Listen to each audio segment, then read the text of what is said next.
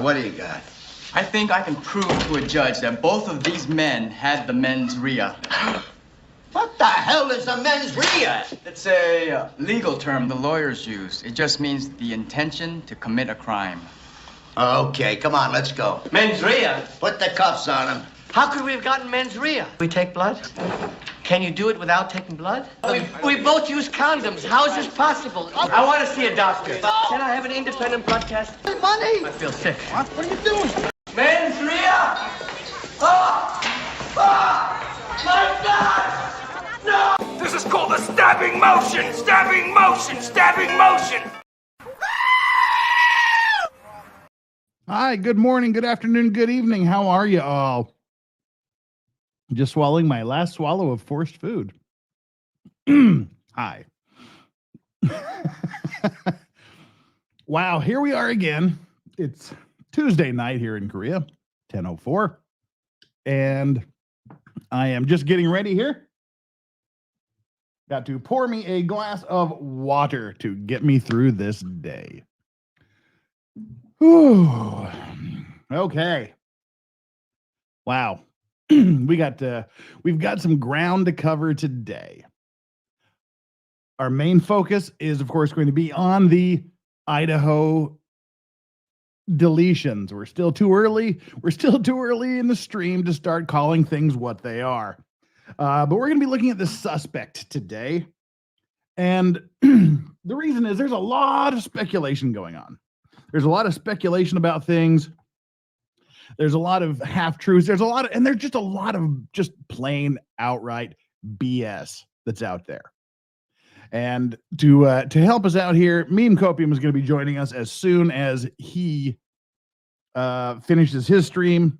And so I'm just sending him a link now so he can join us when he's ready. Yeah, see, that's the problem. That's the problem I have with this. I want to focus on the facts. What is known? What is actually objectively known from quality sourced materials about the suspect? There's a ridiculous amount of information out there. And if you look at it closely, which should be done in all cases like this, you should look at it and you should ask some very important questions, which aren't being asked yet. And those questions are why? How does this person know this? Why are they speaking to the media? And three, how would they know? How would they know about this? And why would they be? There's so many things here. Hey, we have Megan Fox in chat. Megan Fox is one of these journalist author types. She's a reporter too. So she can probably either tell me I am completely full of garbage or corroborate some of the things I'm going to say. For example, this will test the waters with Megan Fox extraordinaire. Megan Fox, please in chat respond to this statement of objective fact. Nancy Grace is full of crap. Respond. Yeah. All right, that's where that's where we are. And I've got to just give me 1 second here.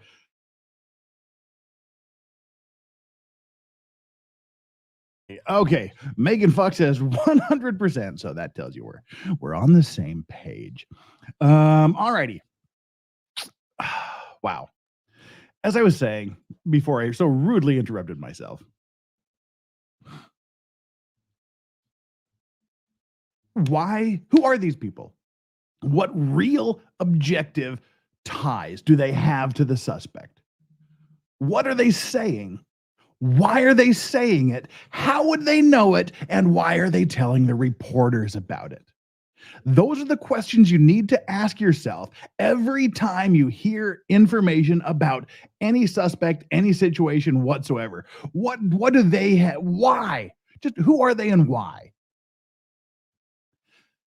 We don't do that. We just accept whatever somebody puts out there on the internet. We just put out whatever they say and we go, ooh, they knew. Oh, they know. They have. And we start regurgitating this information with no foundation whatsoever. And that's kind of what I want to do here today.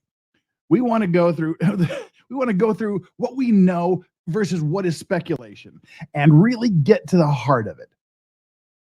And here to help us out is our local Idaho slaying extraordinary expert, meme copium, Josh. Welcome. Hello there. How's it going?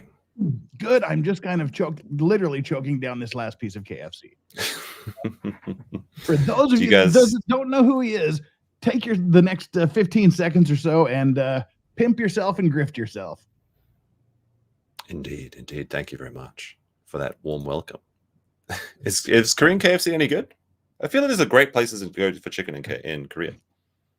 Well, if you want American style chicken, KFC is the best there is. But Popeyes is making a resurgence into Korea. They just started. They were here. They closed. Now they're reopening again. But Korean chicken is off the hook. But we don't want to get too far sidetracked today. This is Meme Copium. Meme Copium, Japan. He resides there. He lives there. We're in the same time zone, and he has an extraordinary wealth of knowledge regarding this case. He is sort of I would say, the global expert, one of the global experts on the case.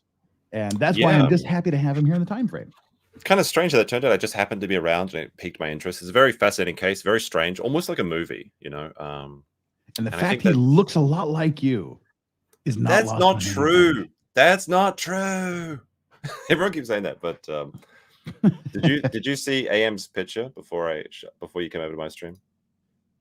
AM's picture. Hold on, let me share my screen for you for a second. Okay, you do this. Wow. It's amazing when you darn near choke to death on something, all the phlegm that builds up in the throat. All right, there you go. This is what I got sent just before the end of the stream. Now, see, you're doing the opposite thing. You're not smiling with your mouth and you're smiling with your eyes. You need the picture where your eyes are dead and you're smiling with your mouth like that. That's true. But they're essentially the same picture. Does Jeff's audio sound odd? My audio doesn't sound a little bit odd. Well, I don't know. I haven't touched anything. It's just me choking to death. I don't know. Could be the chicken. Yeah, could be the chicken. Whatever. This is me, and this is what you get. So, all right, before we jump into this real quickly here today, just give you a very, very quick guidepost as to what's going on. I almost kicked you from. You better close that window because I just about kicked you from the entire stream. I'm sharing my screen too, so you should close it because you should stop sharing my screen because then I'll share out the link by accident. Kick from studio. If you get kicked, I'm sorry. Yep. Come back, Josh. Come back. Oops. See, that's why I told him to do it. Come back, Josh. Come back, Meme Copium.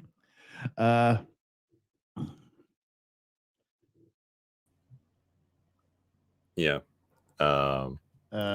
We're back. And that's why I said it was probably safer for you to remove yourself from the stream. Exactly. All right. We're back. Because anyway, enough of that.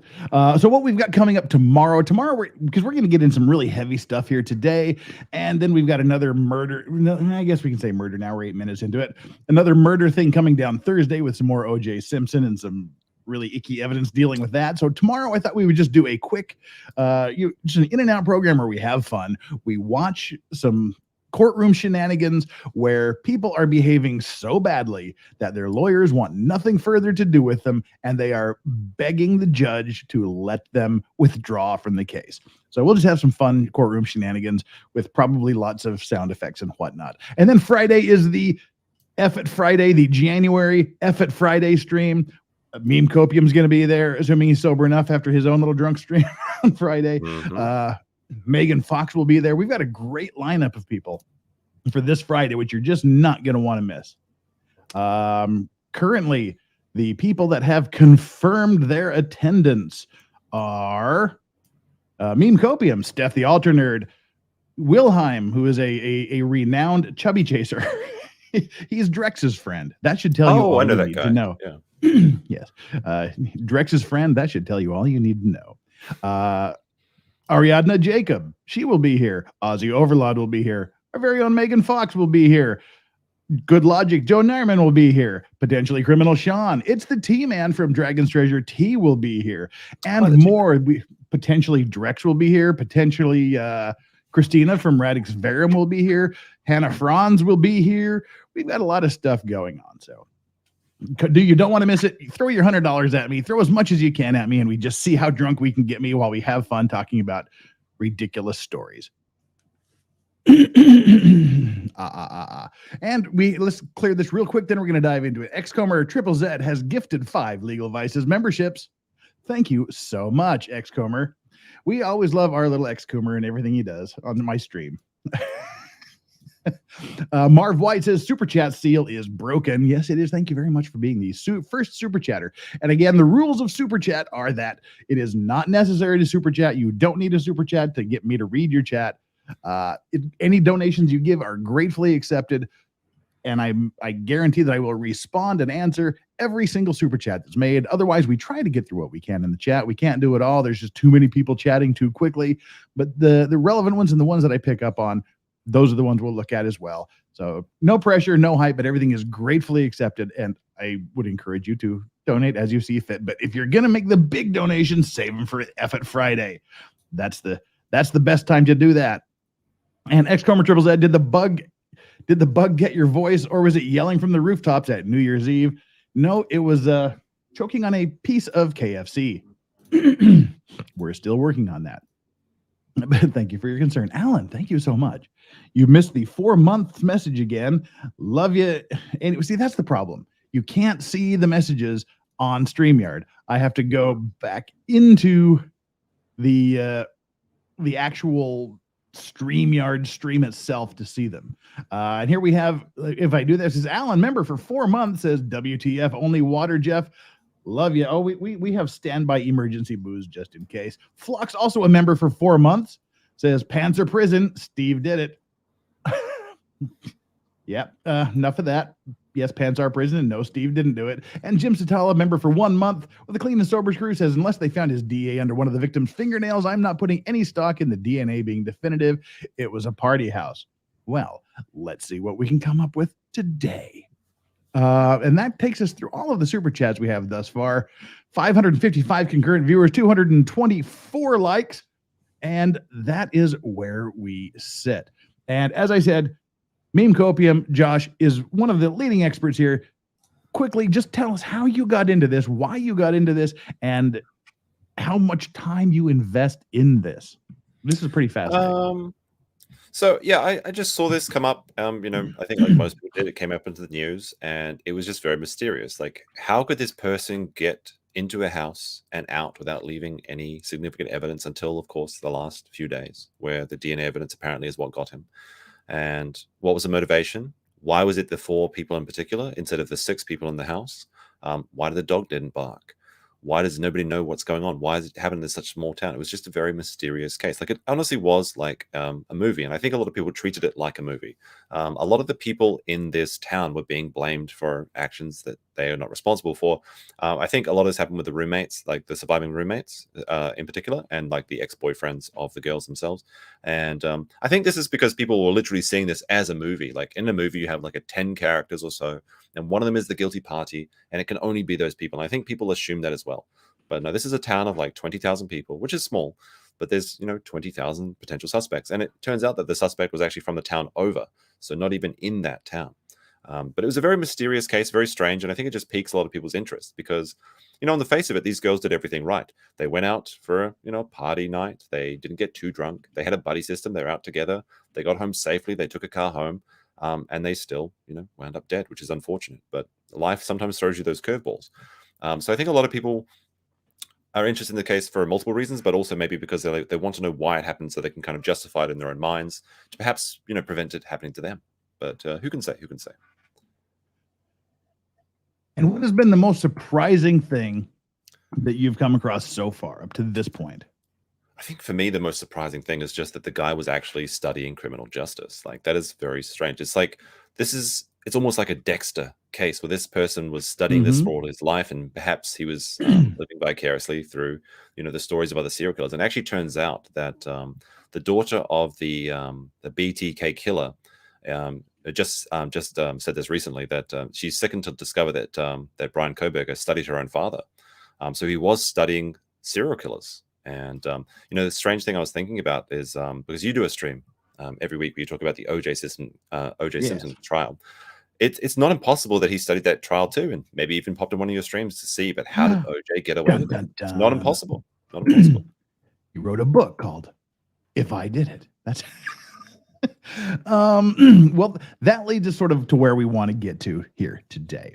As I said shortly before you popped on, there's a lot of people out there. There's a lot of information, and I am firmly of the opinion that very little of the information we have now is legitimate information. That's a pretty safe, relevant to the case. Safe opinion. And as I said yesterday, so much fan fiction and so much headcanon going on in this case. And that's what we're going to try to sort through today. And as I've said yesterday and every day since they announced that they have a suspect, the police are not going to release any additional pertinent information for a very, very long time. Having made the arrest, the clock is now running on the prosecution. They are not going to divulge anything. They're not going to release anything that will compromise their investigation, that will tip off the potential defense lawyers as to what their theory of the case is, what their evidence in the case is just yet. That will all happen later. We're going to see a little bit revealed when he gets extradited back to Idaho and they release the initial document requesting the extradition with the supporting information. Yes, I'm very interested to hear that. I heard that was the case, that they couldn't reveal that information until he was in Idaho. Yes, it's sealed until he sets foot in Idaho. Now, he should be in Idaho fairly soon, perhaps within even hours. as early as Tuesday, Wednesday, because allegedly he's going to plead, he's going to waive his right to extradition and go back to Idaho as quickly as possible, because he plans to plead innocent, is what people are saying. That would be exactly what I would suspect, because the extradition process is an extraordinarily lengthy period, relatively extraordinarily long period of time to go through it. And his lawyer has said that he wants to get this going as quickly as possible. So for speedy trial purposes, he will most likely waive the extradition hearings and voluntarily be transferred back to Idaho, where he will plead not guilty. That's exactly what we're expecting to happen here. Now, this is the last thing we got to do before we dive into this. We are going to make sure we all hit that like button. We have 663 concurrent viewers and only 303 likes. That's less than 50%. Don't make me get all grumpy and go law of self-defense, Andrew Branca, Tyler Branca, and threaten to shut down this stream if we don't get at least 50% of the people liking. So what we've done, once you hit that like button, make sure you go over and you take our poll. Our poll that we have up here is, I hit that like button like a car hitting a rabbit at night, like OJ hitting Nicole with a knife, like Kimbo Slice hitting another bum, and like I want to hit Nancy Grace. She go over there. A bit of a handful. Is that your first exposure to Nancy Grace?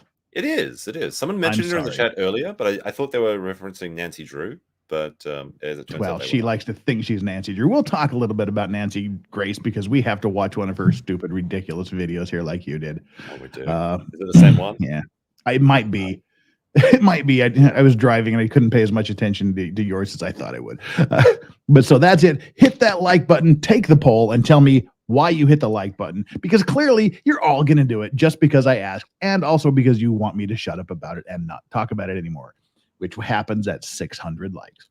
And smash that subscribe button if you haven't already done so. And if you have done it, just make sure you're still subscribed and go over to Meme Copium and make sure that you definitely subscribe to Meme Copium's channel, because if you haven't, there's something demonstrably wrong with you. Perhaps you should be on whatever list that this suspect has found himself on. If you have not subscribed to Meme Copium, I would report you to the police. I mean, if there was like a quadruple homicide and they didn't know who the suspect was, I would recommend to the police they look into anyone that's not subscribed to you. Well, a lot of people in the chat are saying that I'm the killer, and I'll just go and say that if I am the killer, then maybe you better be able to get on my good side while you still can. Or make sure you get to know him so you can go on the TV and talk about it and get your 15 minutes of fame. Yeah, there you go. There you go. All righty. With that, let's get into the story here. Let's walk on down this path. let's see what we can distinguish, what we can separate as far as fact and fiction goes. But first, we want to do a little bit of a background, a little bit of an update. This is the police here. We'll get there. No more suspects at present is the gist of this article here. No more arrests likely in Idaho murders. The chief tells ABC News suspect expected to waive extradition, which we were just talking about. And if you saw the arrest press conference, you saw that the police chief was, I guess you'd be with the lead detective was very emotional. Everyone there was very emotional, and they were absolutely certain that they have their guy. We don't know why they're that certain yet. We'll find out probably as early as later today or tomorrow. We'll get some more insight into why they think it's him. But let's quickly watch this little video here. Under arrest. Police saying today that they believe Bryan Kohberger acted alone and don't anticipate additional arrests. The 28-year-old graduate student was taken into custody yesterday in Pennsylvania, thousands of miles from the crime scene, now facing 4 counts of first-degree murder. ABC's Kayna Whitworth back on this tonight from Moscow, Idaho. We have our guy, and he has a kitty cat. Tonight, police in Moscow confident the only person responsible in the heinous murders of those 4 college students is in custody. We believe we have our guy, the one that committed these murders. The alleged killer, 28-year-old Bryan Kohberger. Chief James Fry confirming to ABC News this white Hyundai Elantra seen in surveillance video from a nearby gas station the night of the murders belongs to Kohberger, saying he was the only person inside. The car now in police custody after being taken from Kohberger's parents' home in Pennsylvania. Law enforcement sources saying police used DNA technology to help track down Kohberger 2,500 miles away. What was it like to start zeroing in on Bryan Kohberger? You know, it's stressful. You know that this individual is out there somewhere. We knew that there was going to be an arrest made in Pennsylvania. That's still, even though we're here, it's stressful here. Kohberger living just 10 miles from the crime scene in Pullman, Washington, where he had been working towards his PhD in criminology at Washington State. To find out it was our neighbor, it was like very horrific. Those who knew the alleged murderer left stunned by his arrest. It was just a shock. He was always nice. Oh, we're going to be talking about her a little bit later. It's your favorite lady. We're definitely going to be talking about her. To me, maybe not to other people. Now, authorities have not released any information on a possible motive or connection between Kohberger and the victims. But Kohberger's lawyer saying that he wishes to be quickly brought back here to Idaho so that he may be exonerated. Now, once he appears here in court, that official arrest affidavit will be unsealed, and we will learn a lot more about the prosecution's case against him. Kayna Whitworth, our thanks to you tonight. All right, that is correct. As soon as those documents are released, we will know a lot more about what's going on. Do you have any? Didn't you have any guesses or suspicions? Hair, blood, saliva, anything like that? Touch? Me? Let me quickly get this out of the way here. We don't want this to start again. All right, good. I want you to stop, brother. Stop there. Here we go. I'm thinking probably under the fingernails or on the body of one of the victims. That would be my my opinion as well. Because there was a lot of people there. It's a party house. There's going to be DNA everywhere from lots and lots of people, and they didn't arrest anybody else. It is going to be in a place where only someone who did the act could have gotten their DNA. Yeah. Someone in chat also mentions it's possible that he cut himself as well. It's definitely possible when using a knife. Yeah. The bone hits a bone or something, and it goes off in a weird angle, and maybe you cut your thumb, and then if the blood mixes in with the blood that's already on the scene, you don't know what to clean up, that sort of thing, and then they just comes out through the DNA test. Well, and as has been reported since the very beginning, we do know he was a graduate student at Washington State University, which is in Pullman, Washington, which is just across the border. They keep going, he lived only 10 miles away. Well, it's because he was going to the university 10 miles away. It's not like a nefarious aspect of it. Like, he's only 10 miles away. I'm surprised he was that far away. I'm surprised he didn't go after someone at Pullman University. Actually, interesting thing. I mean, obviously, we're talking about what's true and what's not tonight, but there was some police reports from the month prior in Pullman about people being downstairs in other people's houses, but no one being found in them. And I don't know how common those reports are, but there was 4 police reports where people believe that there was someone trying to get in their house, or footprints were found outside their windowsills or on their bed, things like that. They could have actually been attempts that were failed. But there's no actual evidence linking those two. But it is interesting to know, definitely. And we know this was near the end of the first semester. And this was his first semester at the university. So he was a brand new transplant from Philadelphia, Pennsylvania. Which I'm not sure if he lived in Philadelphia. Didn't think he lived in Philadelphia, did he? He was in Pennsylvania anyway. Came from Pennsylvania just probably a few weeks or a few months before these murders happened. And he was, as we know, he was studying criminal justice and working on his PhD there. And this is the thing that I think was interesting is on the way back, his father traveled with him from Washington to Pennsylvania. His father drove with him the entire way. Actually, because you've got to imagine that the father has been following this case. If his son is, living only 10 miles away, and it's everyone in the country's looking for this car, so why wouldn't the father report the car? And this really baffled me at the start. But then there was a very smart commenter that said that perhaps he just told his father that he'd already reported it, so they didn't feel the need to. Could be that, because one of the another alleged information that came out was that when he was arrested, he said, "Was there anyone else arrested?" As if there was a second accomplice. And to me, that if that is true, to me that says that he was worried about maybe his father being brought in as an accessory or something. And no, see, I read that differently. I read this was anyone else arrested as a nonchalant. Okay, are they rounding up a bunch of people, or am I the only one on the chopping block? Could be that. Yeah. So that's kind of how I took that.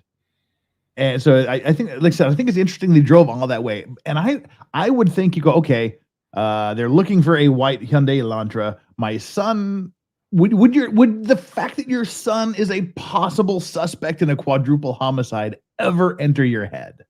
Well, apparently the years were wrong, right? Like they were looking for 2013 model and they were driving a 2015 model. So it may have just said, well, there was the wrong model or something. People often they get stuck in these very narrow traps of what they're thinking about if you have these small details. So sometimes less details is actually more useful. And Phoebe Purvis keeps repeating, Jeff. Why is that? Are you a ghost? I'm not sure why you're doing that.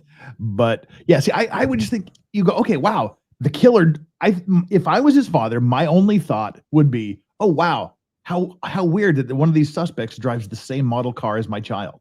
Well, the police weren't initially reporting the car as the murder vehicle getaway car. They were looking for it. They were saying that we want to contact the owner of this car because we believe they have information that would lead to the break in the case, was what they put out when they were first looking for it. So they weren't, maybe they're trying to bait them in and think that it's safe for them to just dob themselves in or something. But initially it wasn't being reported as the murder vehicle. It was just being reported as this person has information which could lead to solving the case. Yeah, and see, this is just weird here too. This last part, according to a public defender and a person who claims to have interacted with the father and son earlier in December. That person said they did not know the father and son, but engaged in friendly conversation with them at an auto maintenance shop on December 16th in Pennsylvania, while the two were getting the Elantra serviced. I mean, now is when we start to see everyone who ever thinks they may have spotted them somewhere starts coming out of the woodwork and starts talking to people. And the thing that gives this credibility is the public defenders involved, where it's not the first thing they do is they don't run to the press. That's something to be skeptical of immediately. What do you think about the police that arrested they pulled the car over twice in Indiana, I believe. Once for speeding and once for tailgating. What do you think those cops think now? What's going through their heads that they may have stopped the potential killer?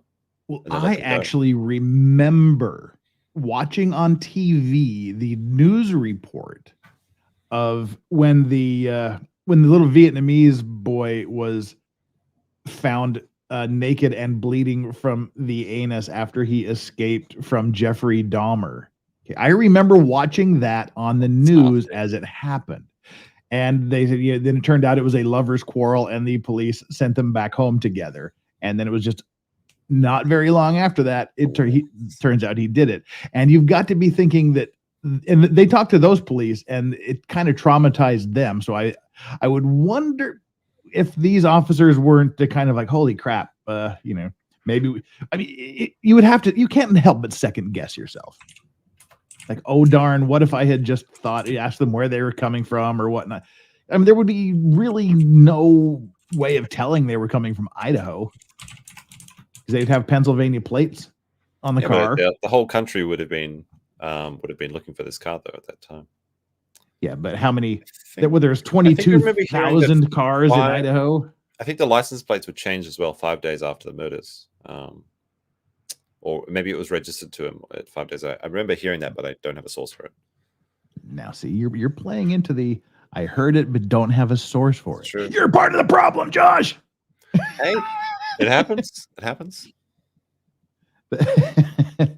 But we do know he was involved in this project of interviewing criminals about why they committed this is one of the confirmed things. So he used to have a Reddit account where he was, and I believe he was doing this at multiple places, but on Reddit as well, he was contacting multiple ex-felon, ex-criminal subreddits and looking for these people to take part in a survey about criminal life, what they felt when they're going through the process, what they, how'd they escape, or how did they think they were going to get away with things? Like very kind of not too weird questions in the context of being a student studying this stuff, but obviously with the information we have now, very strange.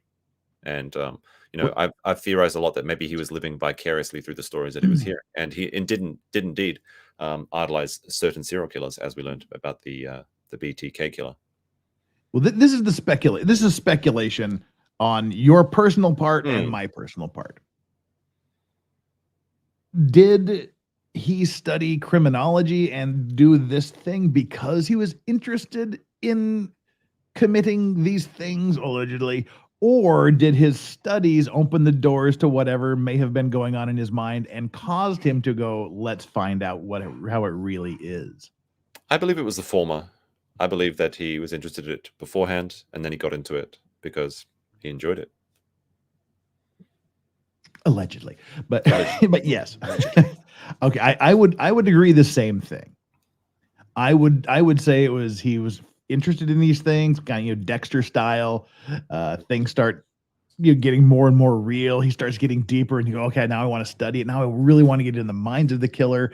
And then, if he did it, you would want to see what it actually feels like, not live vicariously through the statements of someone else who's done something like that.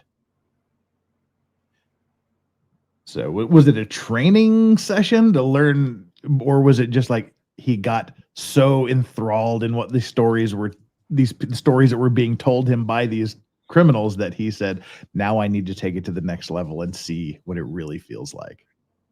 That's kind of what I know. It seems like that to me, but it's sometimes very difficult to get inside these people's heads. Like, we try and rationalize and we try and get inside the head of these people, but it may just be impossible unless you are like those persons. But yeah, it's very interesting to think about, certainly. But I wonder what's going to come out in the information. Like, if he is convicted, is he going to start just going public with everything, or is he going to, if he gets away with it, perhaps maybe he'll. Well, see, that's the interesting thing. You can say. I think he's going to milk it. I mean, that was the thing we saw with Jeffrey Dahmer. He wanted to stay there in the limelight. He wanted to still be important. So he started talking very openly and genuinely, we believe, about what was going through his mind. Because if he was lying about, people say, well, maybe he was just lying. If the police or investigators or criminologists or psychologists or psychiatrists, all the people that questioned Jeffrey Dahmer after this happened, if they thought he was lying for 1 minute, they would just shut it down. He'd no longer be of any use to them because that's not what they wanted. So I'm thinking that he's going to do the same thing. He's going to be saying, okay, now I will tell you what's going on in my head. And he will try to be useful, try to do things like that, and stay relevant. Mm-hmm. Now, one thing I think, and again, this is kind of my opinion, so take it with a grain of salt. I feel like he wants to be seen as specifically a violent criminal and a powerful criminal, and not a sexual one. by comparison. And it seems like whenever he gets these sort of reactions, he gets kind of a visceral sort of a disassociation from it. Like with the beer brewery in Pennsylvania, where his ID card was scanned, and there was a note on it saying this person makes weird comments after a couple of drinks. And I think the manager took him aside and said to him, like, hey, could you let's just have this little talk? It's fine, just stop doing it, sort of thing. And he never went back. Like, I don't think he wants to be seen as a creep. He wants to be seen as a dangerous person. And that's just my sort of read into it.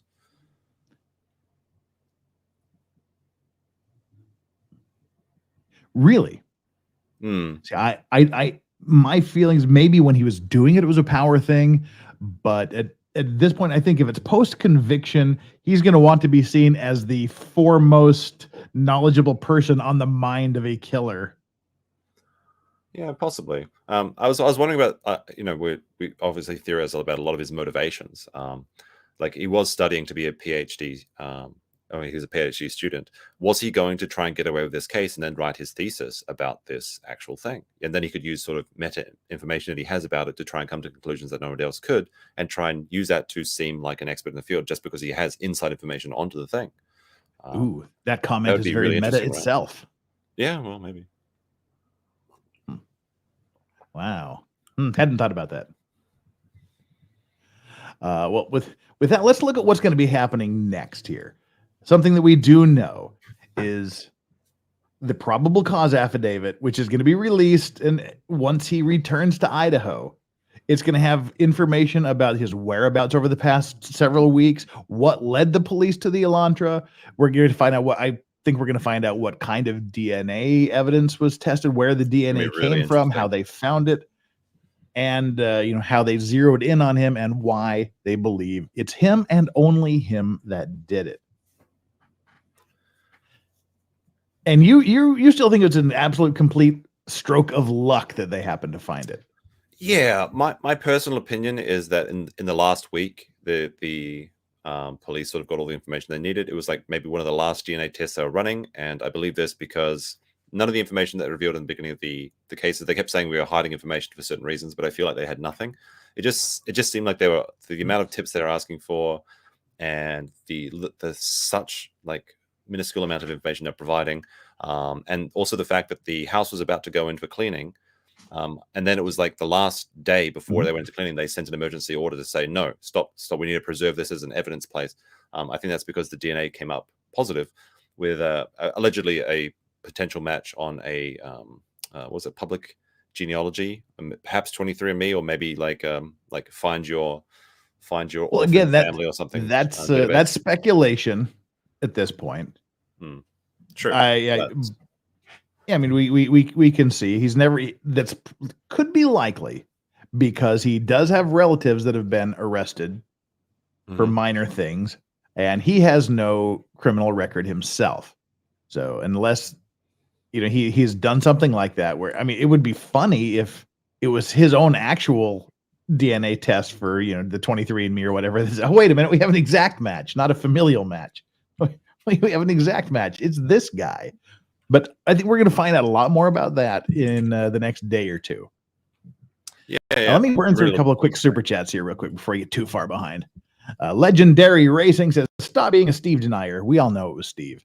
For those of you that are just joining and don't have any idea what this long-running Steve gag is, it's just kind of funny. Eva Torres says, Jeff can't read this. Okay, I guess I won't. Thank you anyway. Alan, $10. Thank you so much for the super chat. You missed the 4 months. We went back and we read them all, and I read that one twice. So cool. Xcomer Triple Z. Wow, that's a frightening picture. Being a streamer, you should avoid all deep throating. It can hurt your vocal cords. I just saw that one today when I read one of his chats, and I was like, I didn't. It's usually they're Jeffs, like the rare Jeffs, right? Like Thai Jeffs or something. So I wasn't prepared for that one. But it's good. I wasn't prepared for the. It's funny. It's funny. The meme mashup. Oh, all righty. Yeah, that's kind of disturbing. That and your comment, Alan. Thanks for having Meme on tonight. Cheers. Oh, thank you, Alan. Yeah, thanks, Alan. Anytime we talk about this, I want to have Meme here because Meme knows everything about this. Megan Fox knows a lot too. She does, but I haven't seen a lot of her streams because she's mostly streaming when I'm doing other things. But well, she's following this quite closely as well. She's lurking here as we speak. I believe she was here earlier. I'm not sure if she's still here. And she's going to be doing her own stream on this in about 1 hour and 15 minutes. And Flux says, do we think he had anything to do with the skinned dog? I don't. It seems less likely now. Like, I thought that it was very, very weird, but considering he lives in a different town, it doesn't make a lot of sense to have him skin that dog. Someone in the chat said, like, why would a vegan skin a dog? Well, why would a vegan kill 4 people as well? Like, humans are animals, right? There you go. That's an important question. It seems much less likely considering he doesn't live in the town. Like, I think when I was putting out my initial theory about who it was, I was saying like a 25 to 35-year-old white male that lives 5 blocks away from their house. Apart from living 5 blocks away from their house, pretty much bang on the money there. And that's not like a genius prediction or anything. That's pretty much what everyone was saying, just because of the statistics on serial killers and the demographics of the area. But yeah, it seems less likely these days. Oh, we've got a Yellow Flash 2 sighting. Hey, Yellow, what's up? What's up, Flash? Or is that just a random bad thing that happened in a weird town? I think it's a random bad thing happened in a nice town. I like Moscow and Pullman area. It's a nice little place. I bet you used the green screen program to have other things on the walls behind you. It should manage to pick them out like an animation. I don't even know what that means, X-Comer. There is no green screen. Like you have like a rotating series of pictures behind you. Or is it so we can like what's different between the green screen and the actual thing behind you? I'm not sure what you mean, but thank you so much for the super chat. Eva Blinks, thank you for being a new member. Eva Blink, the newest member of our membership program, which are down there if you want them. And Red Fox Moon, when you get T-Man on, make him drink. He funny. Does he drink Stay tuned. other than tea? I've never seen him drink anything other than tea.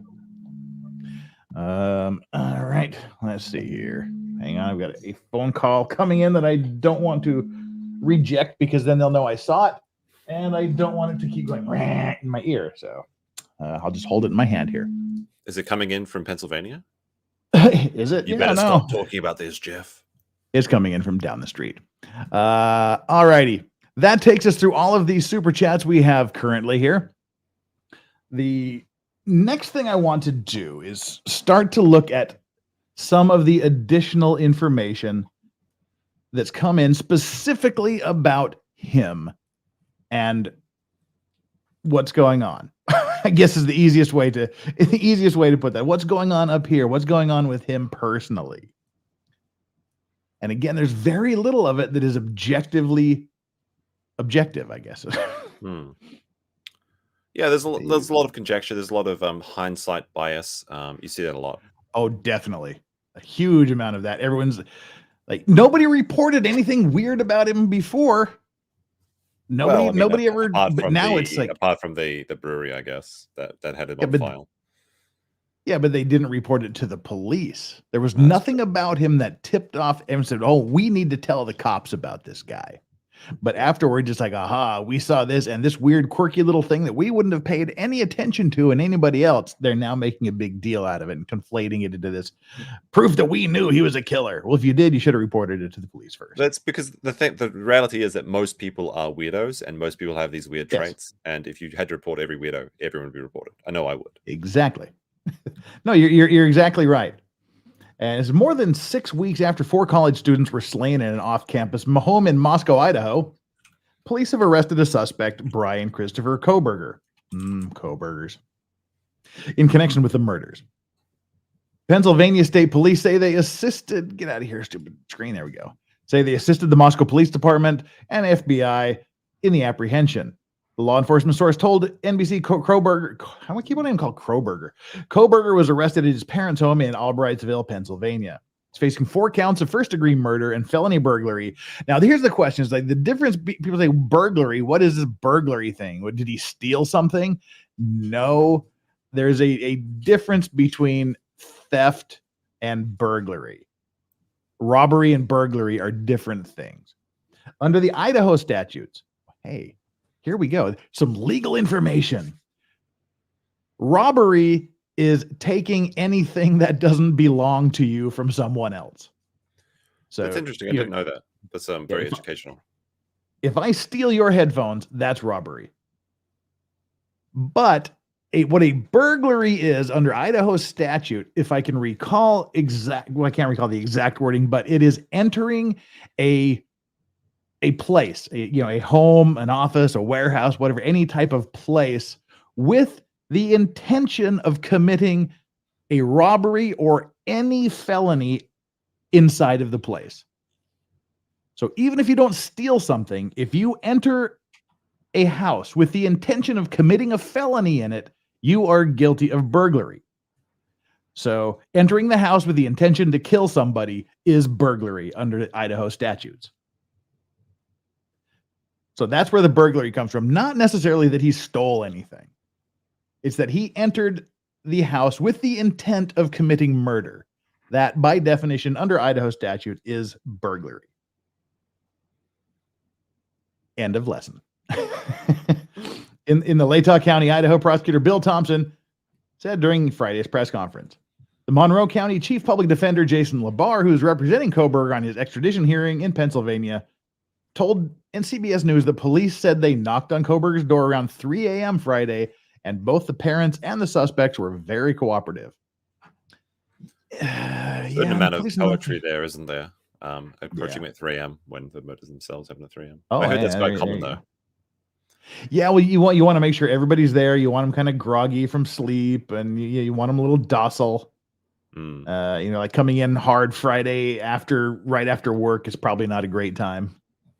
Kohberger is being held without bond, and I assume he's going to be without bond for the rest of the. They're not going to give him bond. He's not going to get out of jail until trial is over. And the way it looks now, he may not even get out even then. But again, he is absolutely presumed. He has the presumption of innocence about him until he's proven guilty. But that does not preclude us from coming to our own conclusions, as long as we're open-minded to at least a remote possibility that those opinions may change over time.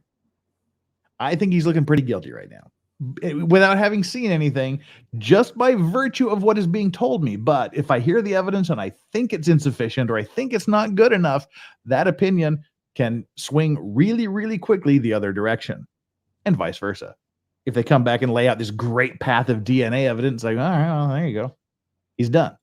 But we make judgments every day. You can't say, oh, you can't make a judgment about this. That's how we survive as humans. We literally make hundreds, if not thousands, of judgments every single day.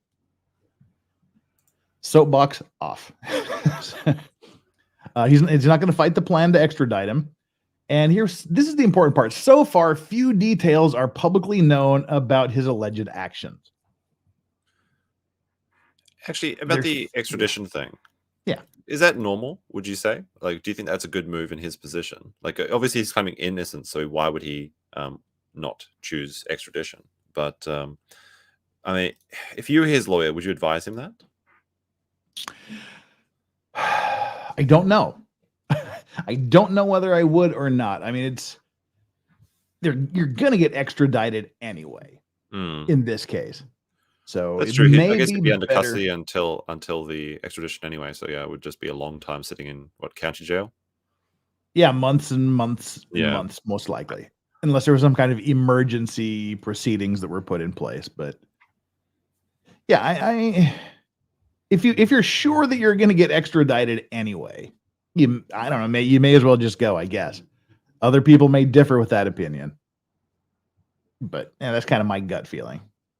Now, you asked, I just kind of gave you the first answer. I would probably say, yeah, let's just go. Okay. Who is he? Just wondering about that. Who is he? He was born in 1994, November 21st. This was like a week. He decided to commit a murder a week before his birthday. Like exactly a week before his birthday. That's kind of a weird birthday present to give yourself, assuming he did it. That's strange, yeah.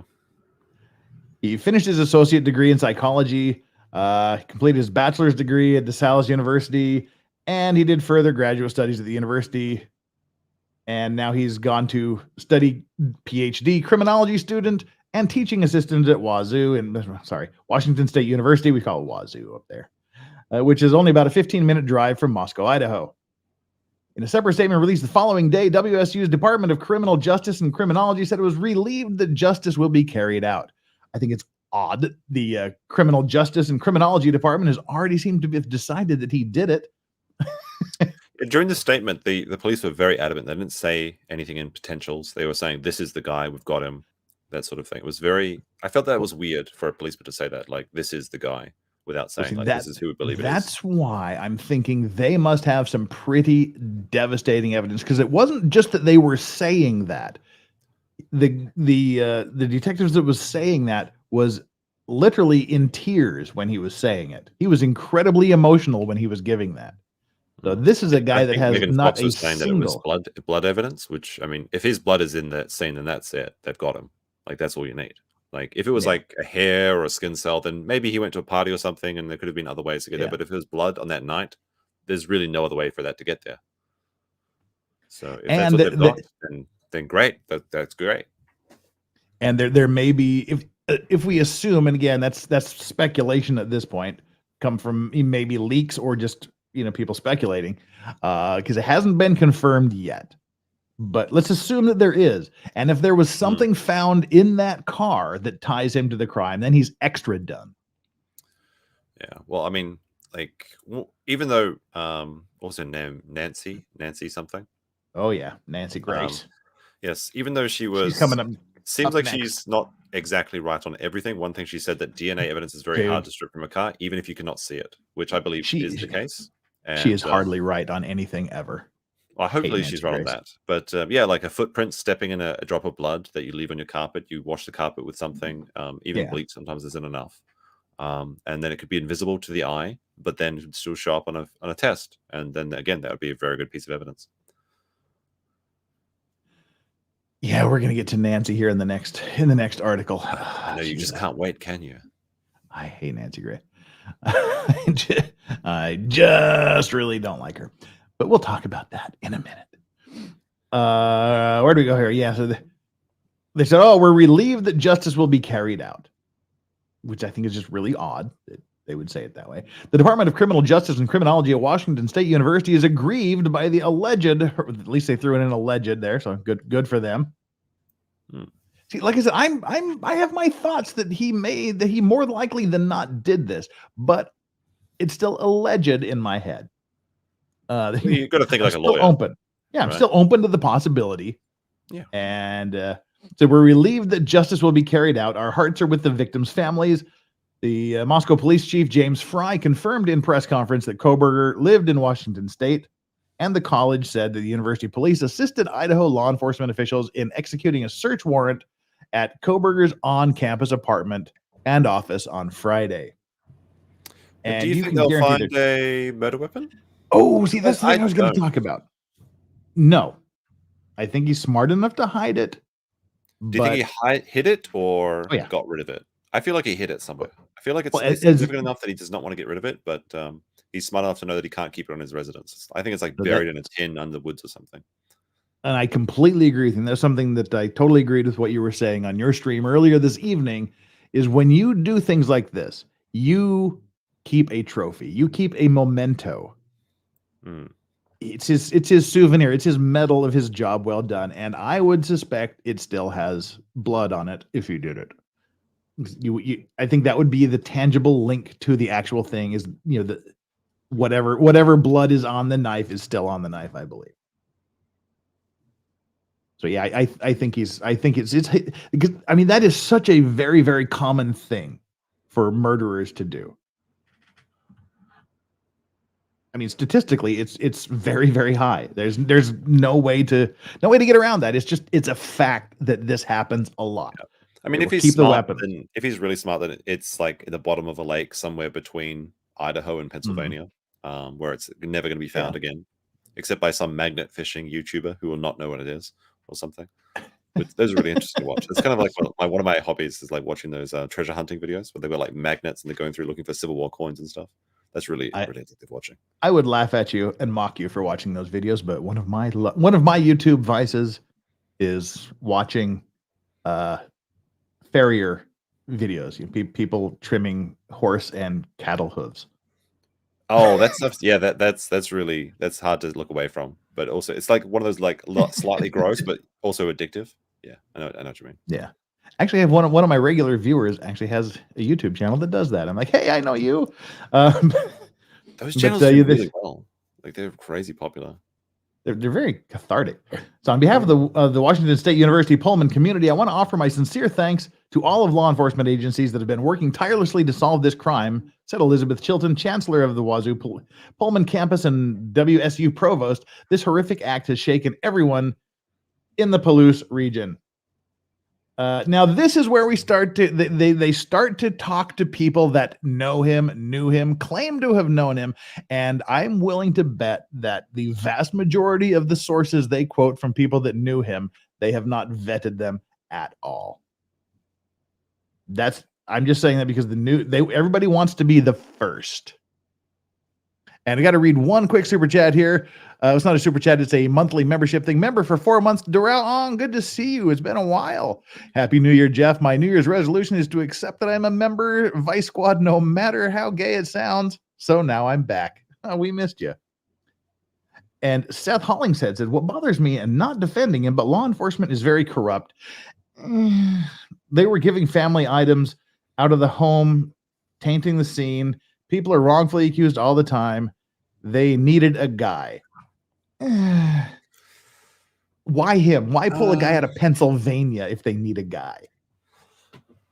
Are you going to go over what the evidence that they've announced, or have you seen it?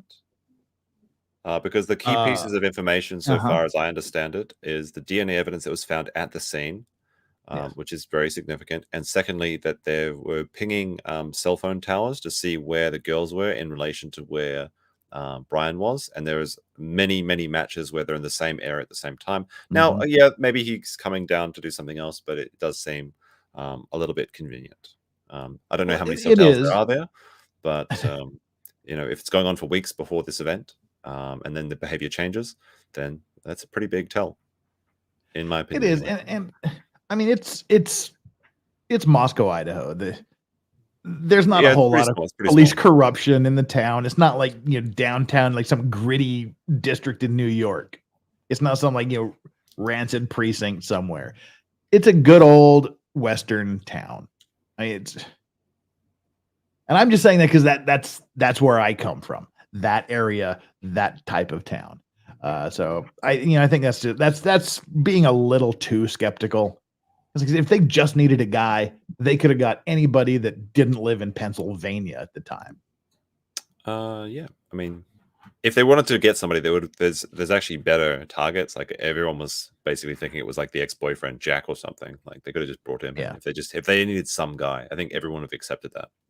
In fact, many people are hoping that he was, and they're even contacting him and trying to destroy his life and things like that. Even for people like the bar owner at the club where the girls went, on the night of the evening. Well, at this point, I'm surprised someone hasn't said that they all probably died from the vid vaccinations. There's so many crazy theories out there, but this is kind of where my tolerance starts to dwindle a bit with people. A fellow graduate student in the criminology and criminal justice department told the Associated Press that his arrest was pretty out of left field. Ben Roberts said he took several courses with Kohberger after the two started the program together in August, and he was always looking for a way to fit in. Well, who isn't looking? You've come from across country to a little town in Idaho. Who isn't looking to fit in? Who isn't trying to find any way to fit in that small of a community? Yeah, it's like when they always say, like, he was very quiet. He kind of kept to himself. Like most people are very quiet and keep to themselves because most people don't like talking to other people, like strangers. Well, see, that's the thing. That's the damned if you do, damned if you don't statement, which is why I don't put any stock in that statement at all. If he was this quiet guy, I'd be like, ooh, he was really quiet. He never tried to fit in. Now he's the outgoing guy. Oh, he's trying too hard to fit in. There's no right answer. Aren't a lot of serial killers like very charismatic? I thought that was the case. Yeah, I mean that's it's not atypical. At least from what I understand. Robert said Kohberger would find the most complicated way to explain something. Well, hell, in that case, I should be a prime suspect too, because I mean, I don't want to further incriminate myself because people are already pretty convinced it's me anyway. But I do that quite a bit myself. Yeah. I do that. I explain things all the time, and then as I'm just getting going, and you see the eyes start to glaze over, and you go, oh, okay, I've made this too complicated. I mean, go ahead, just ask me for directions one day and see how complicated my explanations get. So again, is that a bad thing? Anyway? No, it's not. Yeah, he had to make sure you knew that he knew it, and again. I mean, a lot of kids like that, like university is a place where you're looking for approval from other people, and he's trying to become a PhD, and you have to be accepted by your peers and present something to science to get one. So it makes a lot of sense. A lot of PhD students are like that, I believe. Yeah, like I said, it's all of these things are literally everybody, and if not everybody, almost everybody. Who doesn't want who wants to look stupid in a conversation? You want to look like you know what you're talking about. And I know so many people in my life, including me in a lot of circumstances, you want to be the smart guy in the room. Anybody says something, you want to show you know more than them to sort of set yourself apart and maybe be the smart guy. Mm-hmm. He was very calm, very intelligent, and he was fairly shocked by the arrest. Says Labar. His parents were just really shocked, Labar said, and they said this is out of character for their son. Well, I would sure as hell hope so. I mean, it would really suck if the police came to the door at 3 o'clock in the morning and said, we're arresting your son for the murder of 4 people. And go, yeah, I mean, we kind of figured it would end up like this. Everything, go get him. I mean, yeah. I mean, of course, it's going to be out of character for their son to murder 4 people. I don't know. What do you think about that statement? Well, I mean, he went 28 years. I mean, he went 27 years without murdering 4 people, allegedly. So, yeah, it is out of left field, honestly. Yeah. I mean, I just find some of these statements weird. Just like really, really weird. Like, yeah, they were shocked. Of course, they're shocked. Your son has been suspected of committing 4 murders. Yeah, we're surprised it's not 5. Actually, you know what? Like, so the his 2 sisters are going to attend the extradition hearing tomorrow. Apparently, they won't be let in to see him, but they are fully there in support of him. That's quite interesting to think about some of the different like aspects of this case. Like, he's on trial for killing like these young girls, which essentially are like his sisters. How do they feel about that? And I think you saw this, but the craziest fact I think of all was that there was a guy that was too afraid to go running by himself at night, and he asked Bryan to go with him, so he'd be protected, or he had a buddy system. And imagine that you think about you go out running with this guy that turns out to be a murderer when you're worried about being murdered. Crazy to think about. Like it feels like it could be anyone, right? Like people trusted this guy. Like that's like everyone's trying to make him out to be like this lone weirdo loser, but no, people trusted him. Yeah. People respected his opinion, and he was a pretty smart guy. He's obviously not the smartest, but because he made a lot of mistakes. But well, nobody's perfect. I mean, the fact a that anybody fairly tries average guy, it seems like. And the fact that anybody tries to commit murder anymore, haven't they seen CSI? I think you're going to get caught most of the time, allegedly, maybe, possibly. Even though I think the vast majority of unimportant murders probably don't get solved, but it's like 75%. Some people say there's statistics as high as say 75% of murders go unsolved. But important ones usually get solved. If you put enough people doggedly pursuing someone, someone's going to make a mistake. Let's see. There's anything else here? Yeah, they're really shocked by it. They cooperated, and the investigation is still ongoing. That's what the investigation is now just starting. You can essentially say before it was trying to find who may have done this. Now that they've found their guy, they have to build the case around him. They've narrowed themselves down to this one guy. From here on out, their investigation has to be hyper focused on gathering evidence that he is the one who committed this crime. So we're just getting started. Like I hate to break this to people because I said this. I mean, with my limited experience, you could probably say this with much more confidence. But It's going to be like a year or maybe 2 years before this probably goes to trial, maybe longer. You don't know. I think the largest murder in one state took 4 years to go to trial. It's going to be a long wait unless he just comes out and confesses, or they have, I don't know, such good evidence. I don't know. We'll see. But it's probably going to be on the burner for a while. Oh dear, Megan Fox has sent a link. Oh, a linky link, which weirdly I can't open. There we go. We will add this to our pool. Big media fail. Yep.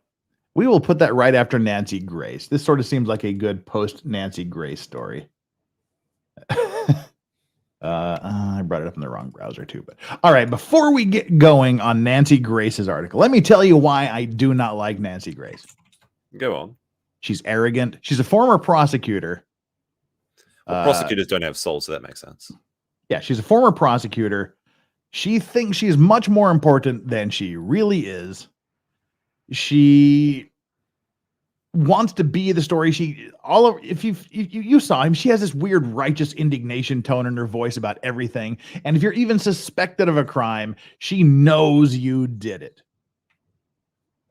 There's just no question in her mind. And do you remember she seemed to me like a bit of a hype person when I was watching her for the first time. Do you remember the Duke lacrosse players that were accused of raping a woman several years ago? Vaguely. Yeah, four lacrosse players were accused of raping a woman at Duke University, and she was all over the TV news, leading the charge against them. I mean, just definitively saying there's no question they did it. And I mean, turns out they didn't. But she was defaming them all over the place. And I mean, just being rabidly against them. There's so many cases like that. There was this missing girl, Melinda Duckett. Her daughter was missing. And she was on CNN. The mother was on CNN. This was early 2000s. She was on CNN, and Nancy Grace was just hammering this woman with these questions, accusing her of dodging questions. And there were certain things that this mother didn't feel like she could release, or she didn't know. And after that, the next day, the mother of the missing girl offed herself. Mm-hmm. And the family later sued her, and I think she set up like a $200,000 trust fund or something for the girl, because the mother obviously didn't do it. She was responsible for a lot of the Paris Hilton footage that was leaked. She's just a horrible human being. Well, it sounds like it, but there was a case in Utah, and I think that was well enough for me. Yeah, there was a case in Utah back in 2002, because I remember it was still going on when we were watching the World Cup here. Elizabeth Smart, she was kidnapped in Salt Lake, and they found her like over a year later, actually living in Salt Lake with two of these weird cult people that had her in the mountains. They would like rape her repeatedly, and she was supposed to, and it's a very fascinating case. It's Elizabeth Smart, and she's really become a spokesman for kidnapping victims and SA. But later, after she was found and grew up a little bit, she went on Nancy Grace's show to talk about a bill about to make a law about an SA registry. And oh my God, Nancy just went after her and just kept asking like these details. It's like, oh, what happened? She just wanted all these weird, salacious details from this kidnapping and SA that she went through. And I mean, she's just a horrible human being. Just look up reasons to hate Nancy Grace, and you'll find quite a few. Is it like on, what would it be on Chills or something? 10 reasons to hate Nancy Grace. Number 1. Yeah, and so forth and so forth. So Nancy Grace is one of my least favorite people on television, and she is clearly my least favorite newsy type. Yeah, a horrible demon, says these people. Yeah, she's so damning. She's not angry, Bobby Baloney. She fakes it. It's fake anger. Yeah, she's a cowbag. So with that in hand, let's listen to Nancy Grace. All right, I'll prepare myself. Fortify yeah. myself with some drink. Yeah. Ugh, me too. Even though I have a drink to fortify myself with. All right, let's read through the little tidbits here first before we listen to her harp on about this stuff. Former Pennsylvania classmates of Idaho murder suspect Bryan Kohberger said he was an intellectual who was very interested in the way the mind works.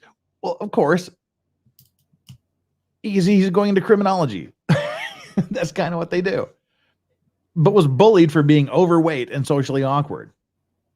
Okay, yeah, I was socially awkward and I was bullied for being overweight, but I haven't murdered anybody yet.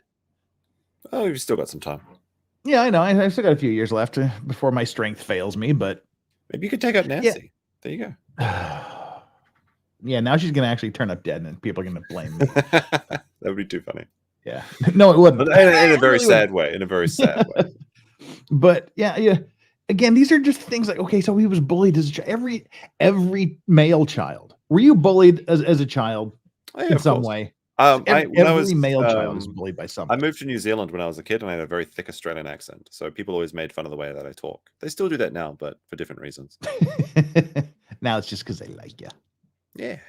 But every male child is bullied to one extent or another. Yeah. I've never met a male who was not bullied some way by somebody at some point growing up.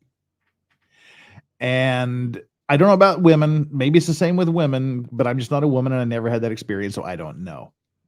But yeah, so he's overweight and he was bullied and he's interested in the way the mind works. That doesn't point to a killer in my book. But he was arrested thousands of miles from Idaho in Albertsville, Pennsylvania, early Friday morning. He was a graduate student. Yes, we've gone over that 1,000 times. In his home state, he was known as a genius who was socially awkward. Aren't all smart people socially awkward? Aren't geniuses? I don't know what qualifies a genius, but and a tough time picking up on social cues. A couple of his former classmates told Fox News Digital. I wonder, is Fox News Digital like worse than Fox News? Or is it Sarah Healy, who went to Pleasant Valley High School? So we're going all the way back to high school. Mind you, he was a PhD student, so this was 10 years ago at least. He was 28, so he put him 17, 18 in high school. Going 10 years ago, said he was shy and kept to himself and a small group of friends. That was me in high school. Exactly me. Shy. Yep. I had like 5 friends that I was close to. Yeah, I had a really small group of friends, but I still have them today. So, they're really good friends. But some of their classmates, especially girls, mocked Kohberger and threw things at him. Okay, I didn't have anything thrown at me in high school. Had a guy kick me in the back once in middle school, but beat the shit out of him. They never did it again. But I went to a pretty rough school. Like we would chase people around with those air rifles that look like actual blocks. Yeah. Like with their little air compressor canisters in them. We would actually chase people around and shoot each other with those. Like we'd pick them up at flea markets and form gangs and stuff. It was actually really bad. Because if those things get you in the eye, you shoot your eye out, mate. They'll shoot your eye out, exactly. Well, it was bad, Healy said. There was definitely something off about him. Yeah, BB guns, that's what it is. Yeah. Like we couldn't tell exactly what it was. I remember one time when I was walking in the hallway and he stopped me and was like, "Do you want to hang out?" See, this is what was the bias you were calling this? Like post facto bias? Hindsight bias. That's exactly what this is. What is so weird about somebody in high school going, "Hey, you want to hang out?"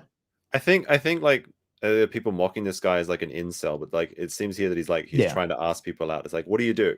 Do you be the incel or do you try to ask people out and be the creep? Like you can't win. You can't win.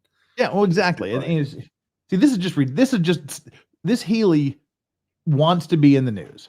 Oh, they're talking to me. Let me say everything that I thought was weird or creepy about him. He asked me out and he was creepy, so therefore he's creepy. Dude was asking you out. I feel like she liked him and he didn't return the. Is this her, Healy? I don't know. It might be. But that's what Oh, that was the no. impression that I got. Yeah, I was thinking it was kind of her She was too. driving him. She was driving him to buy heroin or something, and then she didn't get any cut of it. I feel like she was down bad, and then she's like using this as revenge. That's a personal opinion, who can say? Yeah, at that point, they didn't know each other or run in the same circles, said Healy. So they didn't know each other, didn't run the same circles, so it was creepy. Do you want to hang out? One of my lifelong friends. She was cute. She was in high school. She was 2 grades younger than me. I just seen her a couple times. She had no clue I existed. She was putting on chapstick, and I just walked up to her and said, "Hey, your chapstick can be addictive." And now we're here. We are, like 35 years later, and we're still great friends. Because you take a chance. Smooth. So this is the thing, and this kind of goes back to the infamous dating stream. You go up to someone, you talk to them like a human being, and ask if you want to hang out, and then you get labeled a creep and a murderer. You go to an AutoZone or exactly. bookstore, and you just go up and say hi. You give a firm handshake and ask for a job. That's all you do. Yeah, and look what happened to the poor guy. Now he's been branded as something off about him. He's creepy. He walked up to me and said, "Want to hang out?" I mean, of all the inoffensive things you could possibly say to someone, "Do you want to hang out?" is really high on the list.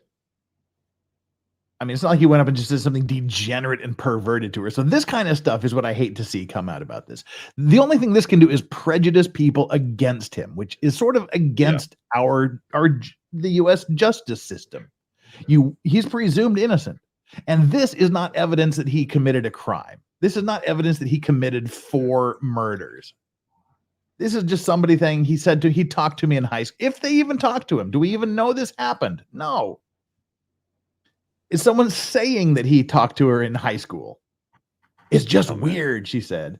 But Bryan was bullied a lot. I never got a chance to say something to defend him. Because he would just run away. Now, see, 2 sentences before, he's weird because he said, "Do you hang out?" Now I didn't get a chance to defend him. Which is it? Which is it, Josh? She's speaking out of both sides of her mouth. You can't win. Like I said, I feel like she's trying to get a lot of attention, and she's trying to get a bit of very late revenge. A lot of people hold grudges from high school, and it sounds like maybe this person was a little bit offended. And see, this is the thing. Also, sounds a bit like she didn't have time to defend him. What does that mean? Like, of course she had time to defend him. Like, just because he ran away didn't mean you couldn't go up to the people bullying him and saying, "Stop that! It's not cool."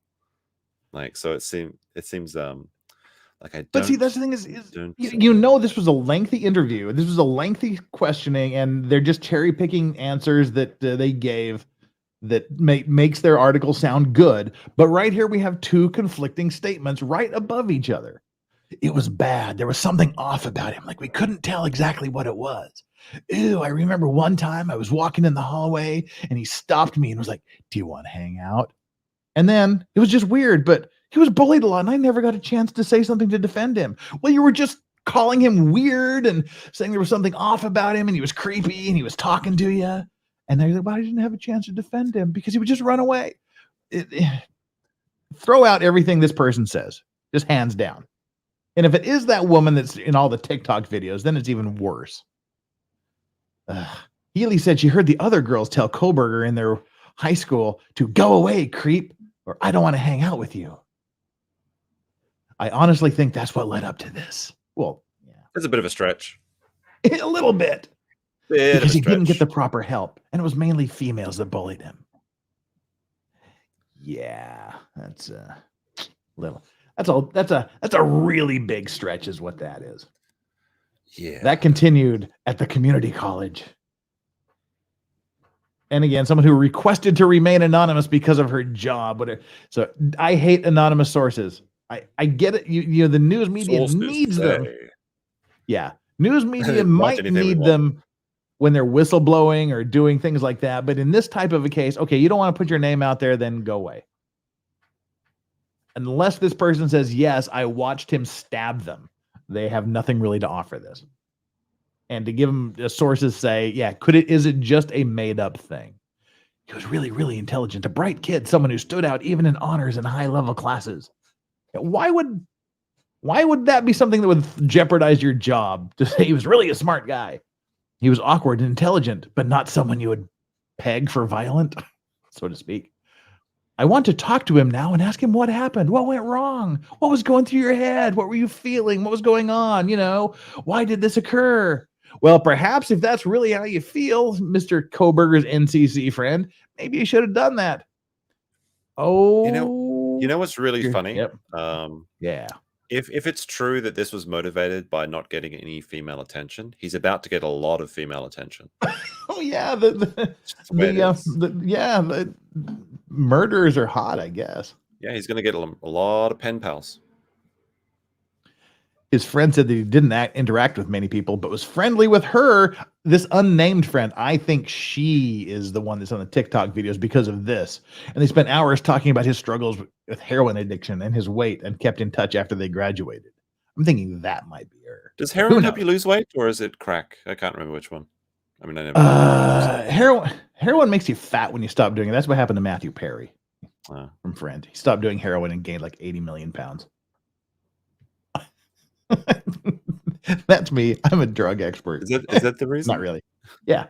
He stopped doing heroin and ballooned. So I wasn't sure if I have to do my. So, I mean, where are you on all of these people that are just bringing up this crap? Like, is there anybody you've seen that was credible?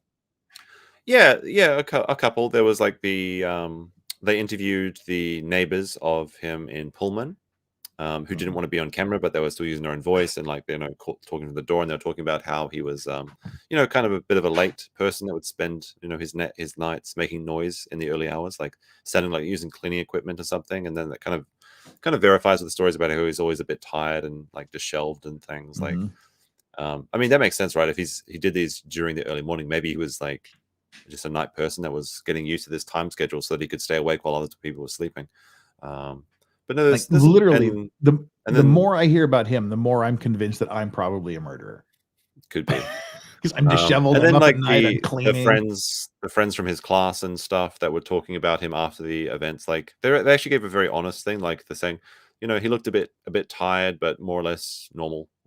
Which is actually very strange in of itself that he was able to go about his daily life fairly normally after the events of this, and keep his regular patterns of behavior, apart from apparently putting on gloves to go to the shops, but that could have just been because it was cold. I'd have to see the gloves in question. Yeah, well, we're going to get to that Daily Mail article here. That's sort of the piece de resistance at the end, I guess. But dang it, where did this article here? I can't bring this up because I can't share the window because it is on Microsoft on Chrome, and I'm streaming this from Edge. But this is what Megan Fox sent. We'll do our best to read this here and keep everyone entertained. Big media fail. Idaho suspect's classmates accuse him of anti-LGBTQ statements, but reporters don't verify. I hadn't heard that you'd made the anti-LGBTQ statements. Did you? This is the first time I'm hearing of that. But I'll have to see the statements as well. Like that could literally be he just said, "Well, that's gay." That could be an anti-LGBT statement. I mean, it could be. I did see the statements before. And it's not like the people he attacked were like all straight, right? So it doesn't make any sense. It just seems like a bit of pandering, honestly, to bring that up. Yeah, his defense lawyer revealed more details about Kohberger's trip from Idaho to Pennsylvania, saying he left Idaho on December 17th with his father, who met him in Idaho for the long drive home to Pennsylvania for Christmas break. Okay, and I guess I probably wouldn't want my son, even at 28, driving across country. The media frenzy has begun in earnest, and every person who has ever been in contact with Kohberger is being plied for interviews by reporters looking for any angle that will get these coveted clicks. Reporters of the New York Times turned to his criminology classmates at Washington State, who said that when the class discussed the murders, he was unusually quiet and didn't participate in the discussions. Well, that is different from his regular behavior. Yeah. Because it seems like he was always talking about many cases, so it's a bit strange. We had quite a long conversation in class about it too. I don't believe I remember him commenting about it at all. Rather than me just being like lame here and reading it, I'm going to cut and paste this over to here so that I can bring it up. There we go. Let me share this window here. Share screen.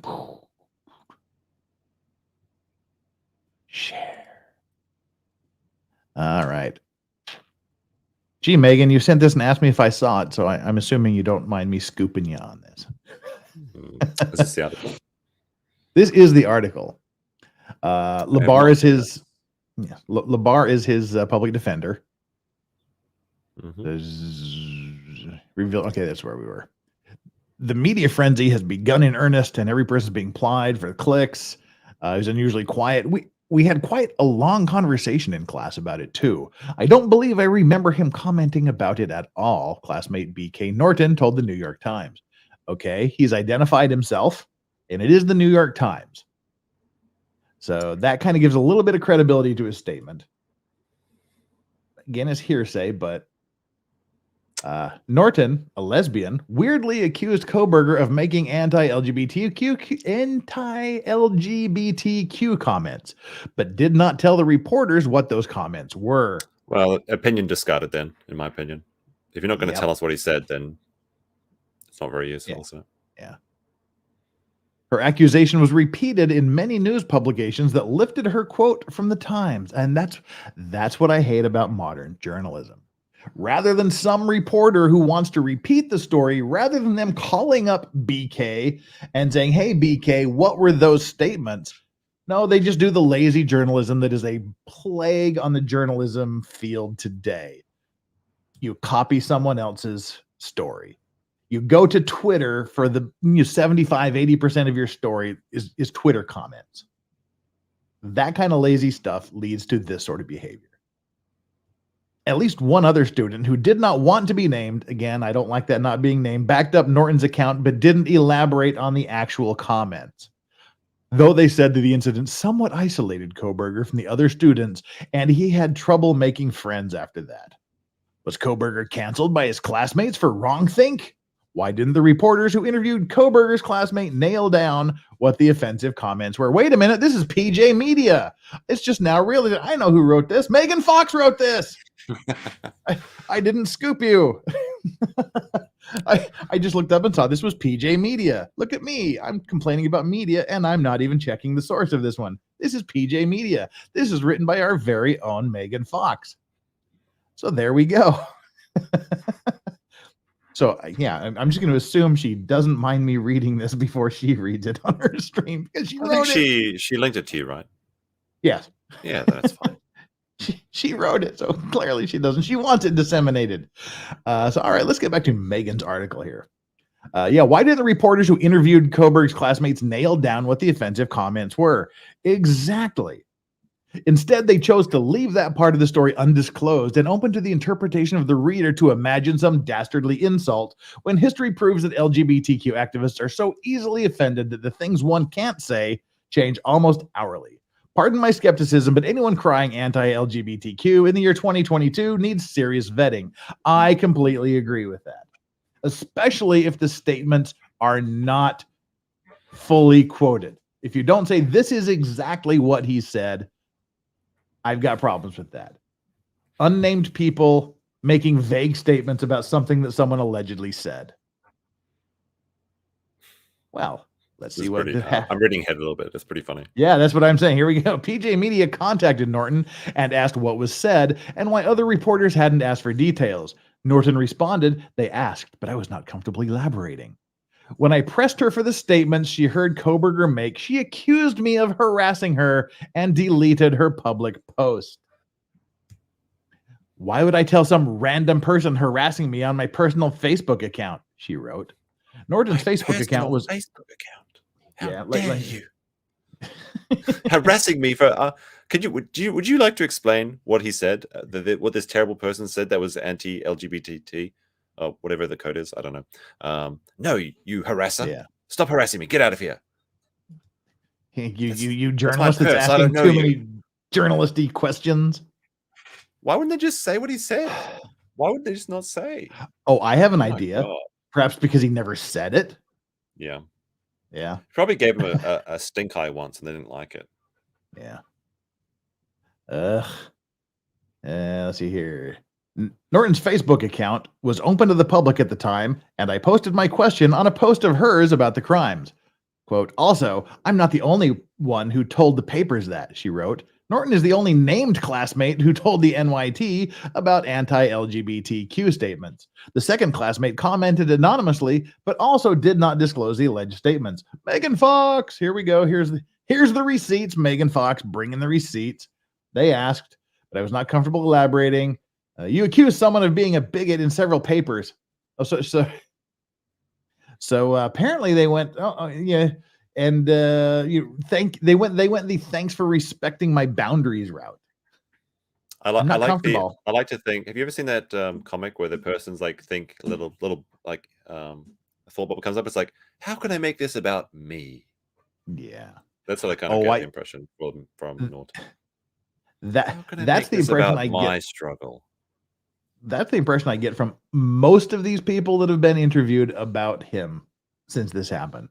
Mm-hmm. So Megan slaps back here. You accused someone of being a bigot in several papers. If I had been reporting it, I wouldn't have printed your accusation without knowing what it was you were alleging. They made a mistake there. Real journalists get the facts. What did he say? What was the statement? If you were comfortable insinuating he is bigoted, then be comfortable providing the why. And now she's removed the entire post after accusing me of harassing her for asking for details. My one criticism of Megan Fox in this article, though, I will say, is that she should set her Facebook to appear offline. Like, she's obviously got the green dot next to her name, which means that everyone can see she's online. Always set it to appear offline. It's the only true choice on Facebook or any messaging service. But apart from that, it's a pretty good article. Why would I tell some random person harassing me on my personal Facebook account? Go back and read. Everyone who has the facts does. What facts? There's no facts have been said. Facts? Which facts are those? Would you care to elaborate? Also, I'm not the only one who has told the papers that. Please remove yourself from my Facebook, or I won't have any problems blocking you. Dun, dun, dun. Oh no, how terrible. How terrible. Yeah. What's revealing about this exchange is that the reporters at the New York Times allowed someone they were interviewing not to answer an important question due to being uncomfortable. Why didn't they simply say, if you can't tell us what he did, we can't report this? Because, dun, dun, dun, liberals, of course. It's amateur hour at the Times, though. Yes, the old gray lady has fallen on hard times. Apparently, they did report the student's unverified accusation, and because of it, there is now a narrative building that is painting Kohberger as a bigot. Well, all he's got to do is come out non-binary, and then that'll throw them all into a kerfluffle. This is the type of accusation that should never be printed without verification. The anti-LGBTQ statements could have been an argument about hate crimes, a highly controversial subject during a criminology class for all we know. It's a sad indictment of journalism today that several reporters were fine with printing an unverified accusation that will smear an accused man without any evidence. Again, that's what we were saying earlier. It's creating a prejudice. You're prejudicing the potential jurors against him by bringing things like this that have no foundation, no evidentiary foundation whatsoever into the forefront and into the conversation about this person. They're not going to know they weren't vetted. Potential jurors aren't going to know that, this exchange with Megan Fox happened. They're just going to know, oh yeah, I heard he was a bigot. It's a sad, which it is. It really is a sad indictment of journalism today that several reporters were fine with printing an unverified accusation that will smear an accused man without any evidence. Maybe it's true, but no one bothered to find out, and the only alleged witnesses wouldn't disclose any details. The question should be asked why the reporters, Rachel Sun, Nicholas Bogan, and a bunch of others, chose to add such a vague accusation that only serves to cast Kohberger, who has the presumption of innocence, in a negative light. Smart. It's almost something like we just said. Great minds think alike, Megan. PJ Media reached out to Rachel Sun, who was on Twitter, to ask why this was printed, and she blamed it on her co-authors. Well, of course she did. Does anyone actually write anything, or is it always somebody else's byline or somebody else's story? They're all sharing something. It's like, where do these stories come from? They're all just sharing each other's stories. Does anyone actually write anything themselves? Apparently not. Yeah, apparently not. PJ Media reached out to the Sun and said, I can't speak for the other reporters or editors other than to say, I trust the judgment of the ones I've worked with. Well, there you go. This is a shared byline article, and I did not personally interview the student you were talking. Well, we know that. Clearly, if you did, you suck at it. Hi, this is a shared byline. PJ Media reached out to her co-authors, but did not hear back from them at the time of publishing. If they do respond, we will update this article with their comments. Other reporters got more useful information out of classmates that did not appear to be tainted by politics. Ben Roberts, another classmate, told the Seattle Times that Kohberger seemed unusually tired. He was starting to show up really tired. He would always have a cup of coffee in his hand, and he kind of looked like he was riding the knife edge, so to speak, between worn out and completely exhausted. That was my university experience. Yeah, I mean, even today. That's my working in YouTube experience today. Fox News spoke with classmate Sarah Healy. That's the article we just quoted, I believe, who went to high school with Kohberger, described him as a socially awkward kid who didn't understand social cues. Kohberger has a presumption of innocence, absolutely. As the media goes into epileptic fits of irrepressible glee and tries to convict him in the court of public opinion with unverified claims like the alleged anti-LGBTQ accusations that seem to be formulated for the sole purpose of finding fault with him. PJ Media would look for verifiable information and bring you sourced and factual evidence as it is released. And last statement here I think is very, very important. It is good to remember our system of justice should not rely on hearsay and rumor, but on evidence that is admissible in court. We all hope the Moscow police did a careful and by-the-book investigation and that their diligence will bring the killer to justice. Until the evidence is presented, however, it's anybody's guess if the police got the man right, and Kohberger deserves a fair trial, not tainted by the media's insatiable desire to smear the right by any means necessary, including their favorite means, unverified, vague accusations. And if you know them, you can contact Megan Ryder, meganfox.ryder@protonmail.com. I pretty much have to agree with pretty much everything Megan Fox just said in that article. That's what we've been saying this whole time. Mm-hmm. Verify, verify, verify, and re-verify. Let me quickly burn through these things here. X-Comer says, do we get all the deets when he goes to Idaho or just why they could arrest him? You will get a lot of it. I think that the reason they arrested him, though, don't we get that? Like the reason he's being removed from Pennsylvania, we should get that at the very least. We should get a fairly detailed framework. I don't know if we're going to get like all of the details, but we should. Will that be announced at the extradition hearing, or will that come out when he's removed to Pennsylvania? To Idaho. They will find out in about 6 hours. They probably won't get into it because he'll just waive his extradition probably right at the beginning. They'll just waive the whole proceedings and they'll just wrap it up, I would guess. But then once he gets to Idaho, then they'll unseal it. And then they'll go from there. We've got Happy New Year, Lawrax. Glad to see you survive January 1st, says Wolfram. Thank you so very much for that. I did survive. It took most of Sunday to recover. But I did. I got through it. And good to see Meme as well. Survived the weekend. Yeah, for now. Was dog used to test how the blade held up against flesh? No, we covered that.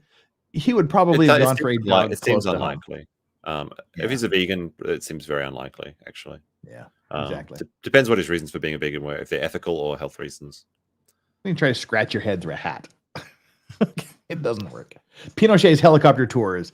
Did you know the gunboating accident is a real excuse that a Cali ATF agent used when he lost his service fanny pack? Fishermen found it with a badge number. Interesting. Okay. Thank you. Interesting. Crime sleuthin'. Oh, we have a crime sleuth. Was the BioClean a fake move to make him relax, or were they really going to BioClean the house, but court ordered to stop? Explain, please. I think they were going to clean it. Yeah. It just seems like it was about time to get back to normal. That's why I think that they just got this information on him in the last week or so, with some like last minute DNA tests. It doesn't. I don't see the reason to try and trick him or anything. He was already in Pennsylvania. He's probably feeling pretty safe. But who knows? And Brissy Girl says, which hoof trimming channels do you watch? I have 4 cattle hoof trimmers I follow and 1 farrier turned veterinarian. I can't tell you the names off the top of my head. They're all in my video list, but probably the same ones you watch. The ones that have like all the infections in the hooves and stuff, they heal it and they trim them down and heal them. Yeah, I've seen a few of those channels. too. They're good. And they're weirdly addictive. I hate the pus videos and the pimple popping. I can't watch that creepy stuff. But give me a good. I can watch those. Give me a good hoof but also trimming. very interesting. And this is the gentleman I was speaking of, Pro AF Farrier, right here. Some weird coincidences with the suspect and the victims. Thanks for the updates, Jeff. I really enjoy starting my days with your show. And as you've heard, you're one of the people that I follow. And that's I remember when he came up here first time doing a super chat. I'm like, hey, wait a minute. I know you. I watched your video just a few minutes ago. So Pro AF Farrier is one of the YouTube channels you may want to follow. Really, really cool videos. Flux, meme, where were you the night of the murders? Jeff, as my lawyer, what should I say? Wasn't me. It's the Wasn't Shaggy me. defense. don't And I'm not your recall. lawyer, and nothing I do has anything to do with legal advice whatsoever on my channel. But theoretically, if I were to be your lawyer, holy crap, Josh's voice is just like Mahler's. Well, All right, hello, you do your Rags. Mahler impression. Scratches for the good boy. Yes. Thank you. Indeed. People say Hammer that a lot. Biotech. Hey, you ever watch Legal Vices? Red flag, man, red flag. Pretty much, like literally all of the descriptions they gave to the police or to the news is exactly a description of me, except for the vegan part. I'll eat the shit out of meat. Yum. Okay, well, let's talk about some of these things here. The weird vegan things that he's been accused of doing by his aunt. That anything that ever cooked yes, meat in his it. weird food fetish of being Yes, a vegan. And he The asked, extreme vegan. yes. So he asked his aunt and I guess uncle to buy new pots and pans to cook food because he didn't want to have any food that had touched meat. That's his weird food fetish. Do you think that's a thing? Do you think that's a real thing? Some or is vegans it- in my chat said that it is. They said that it is actually not that weird. They it's kind of like a kosher thing as well. So there you go.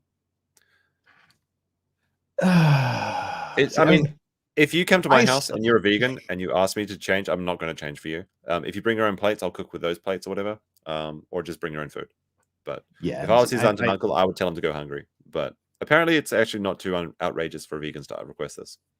I should call my ex-wife and ask her where she sits on that particular thing. But yeah, I'm with you. Sorry, I'm not buying a whole new set of pans to make your grilled cheese sandwich. Sorry. Oh man, a grilled cheese sandwich sounds amazing. I might make one of those tomorrow morning. I have to go buy some cheese though.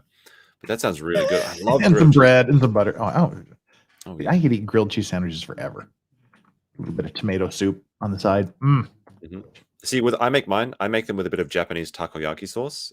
I think it makes it amazing. I think it makes it absolutely amazing. But I mean, you'd have to try it. Okay. That sounds pretty decent. Koreans, when they make the toast thing, like it's like basically toasted sandwiches on the street. They always put something weird like apple jelly on it, or like some apple that syrup. doesn't sound good. It just makes it sweet and gooey and horrible. But anywho, so we've got that thing. So apparently that's not as crazy as it sounds. Apparently, I think it sounds ridiculous, but vegans have told me that it's fairly normal. But they are vegans, so you have to take their opinions with a grain of lettuce or whatever. You can say a grain of rice, I guess, or a grain of salt. They would eat both of them. No, you get salt from the salt worms. That's where they get it from. They squeeze them out. Oh, that's right. Yeah. Wow. Yeah. Well, the vegans had never touched them because this. It's like honey. Honey isn't vegan either because you have to squeeze it out of bees' anuses. Yeah. True. Saltworms. It's like sort of like. Did you ever read National Lampoon's Dune? Doon. No, I haven't seen that, but I do love June. I actually watched National Lampoon's Christmas Vacation over my Christmas day. Good for you. I like that movie. We always Yeah, used to watch it in my family. The now unfortunately out of print National Lampoon Dune. It was like giant sand pretzels that lived on a sugar planet. That's kind of what I was going for. Yeah, they were giant sand pretzels. But okay, and the other one you were talking a bit earlier about gloves. Tell us about the glove, the wearing of the gloves. Yeah, so apparently, after the murders, Bryan was observed wearing gloves at all times and going into supermarkets wearing gloves. Now, the gloves are not described, and I believe it is December at this time in there, or like the end of November. It's already snowing. It's cold. These could just be for the temperature, but apparently people are saying it's very weird behavior, and maybe it's different from his regular behavior. So maybe he could be trying to hide or prevent his fingerprints from spreading in the local environment. It seems weird to do it after the event rather than before the event. But without more information on the gloves, I couldn't say. I wear gloves when it gets really cold. I think a lot of people do. Well, see, now that's the thing. That's where I'm coming down on that and discounting that as meaning anything. It's really, really cold in northern Idaho this time of year. It's really cold. Wearing gloves. I mean, if he was walking, Someone in chat did say he might have been cut. Yeah, it's not impossible he was hiding a Band-Aid under a glove. But I mean, if you had a Band-Aid on, that's not the weirdest thing in the world either. Yeah, or you just wear a Band-Aid. But if someone said, "Oh, he was walking around wearing surgical gloves 24/7," yeah, that would be weird to me. That'd be really weird to me. But without, like, if they could just be winter gloves. Yeah, and that's why I mean these things are just weird. There was one man who went down to the crime scene after the event to take a look around, and he did see a glove on the ground near the bin inside the crime scene, which I don't believe was part of. I don't believe it's his glove, but it was interesting to see. It may have just been covered up with snow. Probably a but cop I don't, glove. Yeah, I'd imagine so, but it is kind of interesting, I guess, just to mention that. I'd be very surprised if the forensics missed that, but it's not impossible if it was buried under snow or something. Well, they missed some O.J. Simpson blood evidence for a few weeks. Found it mysteriously a couple of weeks later. But now, all right, so we've talked about some of the main things that's going on here. What are some of the other clearly unsubstantiated rumors that you've heard of that we haven't talked about?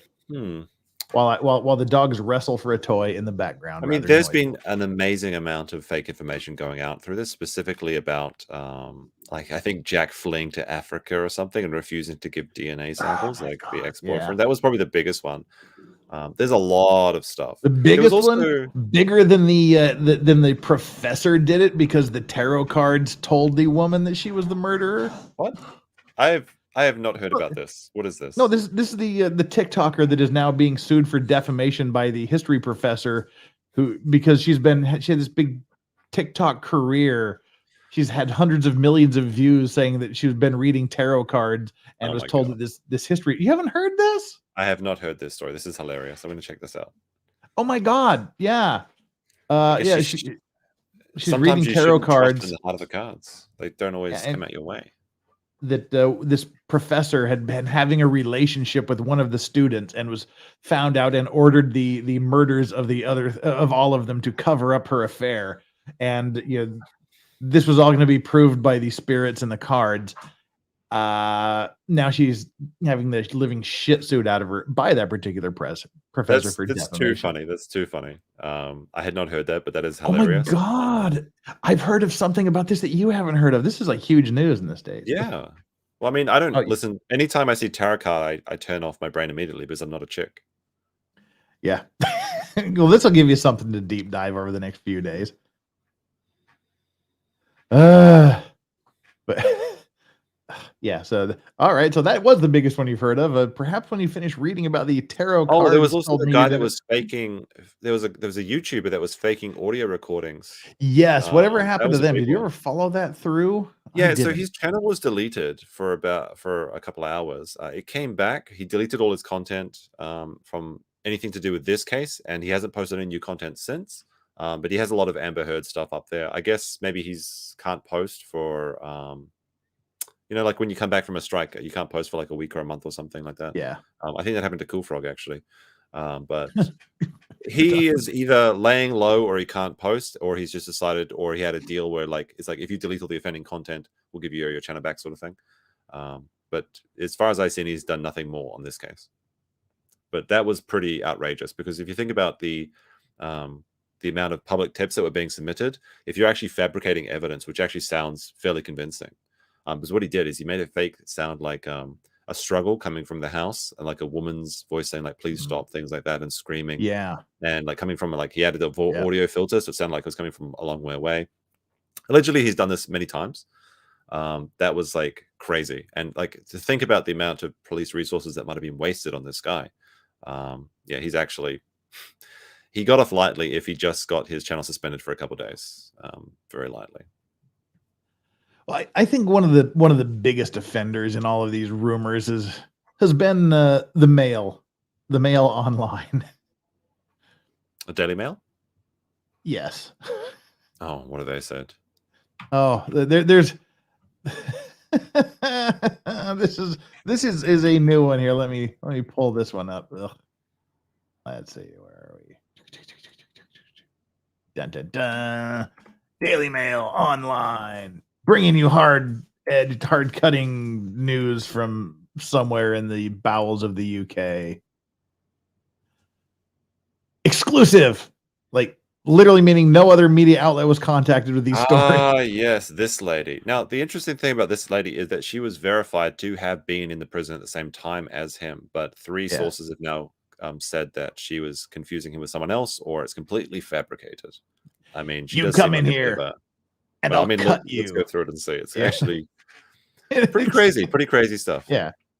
You come in here and I'll cut you. Accused Idaho murderer Bryan Kohberger taunts guards, exposes himself, and sings violent rap lyrics as he sits in jail awaiting extradition. Does that guy look like he knows a single violent rap lyric at all? No, I was wondering what I was hoping she would tell us what song it was. Oh, but no, that would be pinning him down too much. As Now, Megan this is something I don't know out. about county jail. She said that she was about 10, 15 feet away from him. Is that common for men and women to be kept that close together? Like, not in any county jail I've seen. Yeah, that's like that was the first thing I thought about this. Like, it seems like because she claims in the video that he completely exposes himself to her. And I figured that would be a concern for the county jail, so they probably wouldn't keep them close together. Yeah, that's kind of why it screams idiot to me. Inmate Valerie Cipollina, 50, tells DailyMail.com, like literally, she wouldn't call the local news. She wouldn't tell the guards. She would call a random newspaper somewhere in the bowels of UK to tell this story. Source in media, dailymail.uk or .com, I guess. Yeah. I wonder if she suspiciously had an English accent. She didn't. Tried to expose himself. Well, were you sitting in on the call? She may have. Tried to expose himself to her while she was in a cell. There's a video. There's a video from the lady. Oh, really? I think if you scroll down, you might actually have the video. Sweet. From I hope so. Yeah. You come in here and I'll cut you. Kohberger allegedly yelled at one guard, "I'm going to pee on your face. Do what you want with me. I don't give a shit." There is no 28-year-old man in the world that is going to say, "I'm going to pee on your face." I'm sorry. I do not believe this for even a fraction of a second. Several times, the man accused of killing 4 University of Idaho students tried to expose himself to a female inmate who was held in a cell close to him. Now that inmate, 50-year-old Valerie Cipollina, has revealed exclusively to DailyMail.com how Kohberger taunted guards, saying they were too scared to go in his cell. "I'll cut them. I'll cut you," Kohberger yelled repeatedly. With what? His toenails? He's in a cell. Yeah. "I'm going to pee on your face. Do what you want." We're repeating ourselves. She might be living out of fantasy. Is this her? Scroll down a bit. I think there's a video. Yeah, that's her. Yeah. Why is she out of jail? Oh, well, whatever. She got bail or something, or bond. All right. And when we came in, it was like a total lockdown. Like nobody could be out or in. Well, it's a jail. While he was in the cell. Like if he came out, we were in lockdown. He's singing songs that are violence. Like what? Wait. Oh, great. Can't push pause, apparently. You can. It just brings up these lame ads. Every time they brought him in or out, we went on total lockdown. He was only there for like 6 hours. Whatever. What songs? Like okay, so like I'm gonna cut you up. There's one called Bad Bunny. It's a jam. Bad I'm Bunny, gonna cut you up. Cut you up, mother. You know this. I'm gonna pee on you and I'll pee on your face. So that's usually It's the R. Kelly song. It's the David Chappelle R. Kelly song. I'm gonna piss on you. I wish I could play that Dave Chappelle song right now. Have you seen that one? Yeah, Chappelle's great. Yeah, the R. Kelly. I like I'm gonna piss on you. the new Tupac song. That's a really funny one. Oh. And when we came in, it was all right. Hang on here. Locked. Damn it! Like nobody could be out. Yeah, it's not a great player. You know, while he the was daily on set. fail If he strikes came again. out, we were in lockdown. He's singing songs that are violent. Like what? What songs? Like okay, so like I'm gonna cut you up. There's one called Bad Bunny. Bad Bunny, I'm gonna cut you up, mother. You know this. I'm gonna pee on you and I'll pee on your face. So that's usually by Bad Bunny or Snoop Dogg. My cell was on the right. If I went out and looked to the right, he was right on the right side. So I saw him clearly. And he was sitting in a cell? And he wasn't sitting, he was standing by the door, but you could still see him. Oh, the plastic glass. Yeah, yes. So how far away were you from him? If I was here, literally. She's ribbed for your pleasure. Do what you want. It's like wearing a Frem suit from the original June movies. You ain't gonna do nothing to me because I'm gonna cut all you up. Still suit, I mean. Those were the words, and he just kept. She's basically repeated the same sentence for the last 1 minute and 10 seconds. Shirt up and. Oh, this is the extra thing she says. Exposing himself or just his underwear? No, exposing everything. His top and bottom. I think she watched Silence of the Lambs recently, and it's like that scene where is it Jodie Foster is leaving the cell, and that guy is like gives her that surprise, the old Spider-Man attack. Yeah. Interestingly enough, growing up. Hey, dogs. Can you hear them growling? I can see them in the background. I was watching them before. They're being silly. Okay. Every time I'm cracking a slight smile, it's because the dogs are doing something cute. No, they're playing tug of war, like snarling at each other, playing tug of war with this toy. So I didn't know if anyone else could hear it. All right, that's good. Well, I'll just ignore it then. Were you a Mr. Rogers fan? Did they show Mr. Rogers in? Not really, but I know who he is. Well, there's a character in there called Chef Brock. I bet you heard that. Excuse me while I shout at the dogs. Go ahead.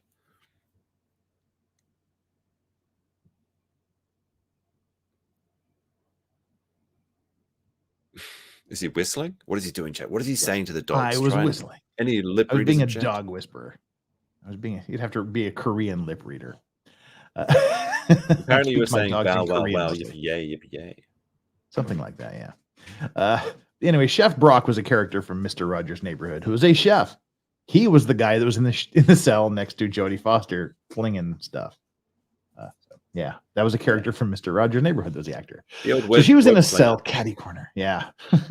She could see his upper body clearly, although his lower body was hidden from her. Well, if his lower body was hidden from her, how could he expose himself to her? Oh, I'm asking too many questions. Now, this photo of this guy looks really creepy. Like the other photos, everyone says he looks really weird in the other photos, and I think he looks pretty normal. This one, he does look pretty weird. Yeah. He sort of looks very Nosferatu-ish here. Yeah. It's probably not a great camera lens either. It's got like weird distorting features. Yeah. It's like a wide angle lens or something. Yeah. Possibly.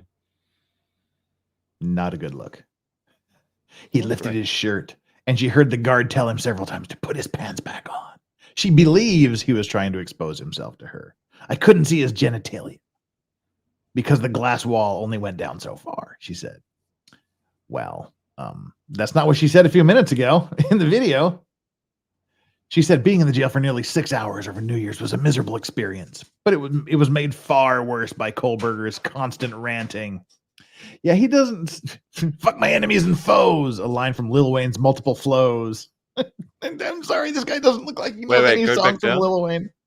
Did she say that she could see through the polycarbide I could see him through the polycarbonate glass polycarbonate glass window of his cell. He was standing up right against I it. think yelling she's out seen violent rap lyrics. a few too many movies. I don't know. Maybe. Yeah. It seems a bit of a weird detail. Also sang violent and misogynistic lyrics from Bad Bunny songs. I read that. I as think Bugs she Bunny really songs. likes Bad Bunny.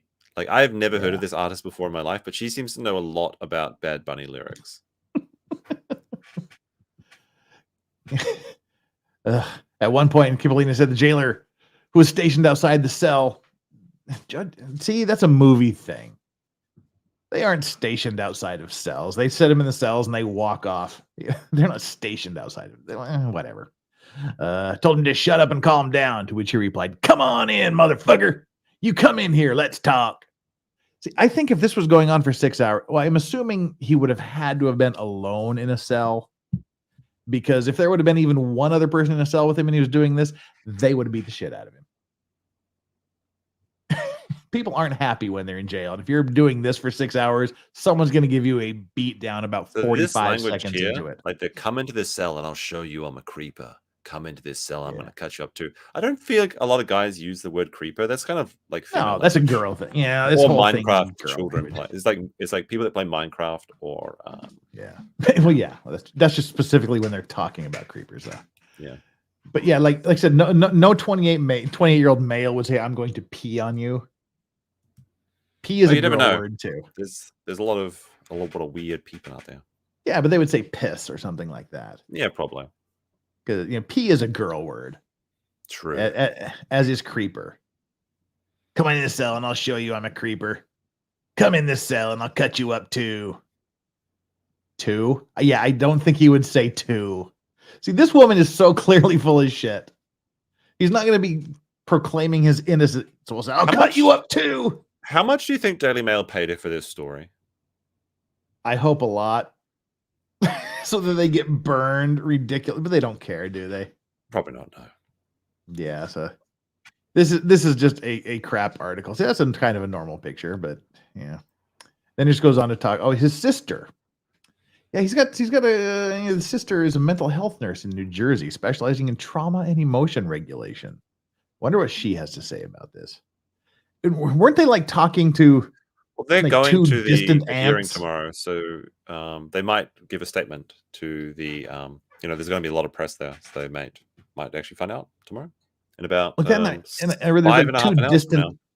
was like two distant aunts that had never met him or something that they called for comments. Yeah, I mean anyone that can get on that has any connection to this people, they're really looking for anything. Yeah. Max Mura says, "Evil rumor number one: Kohberger eat apple with spoon."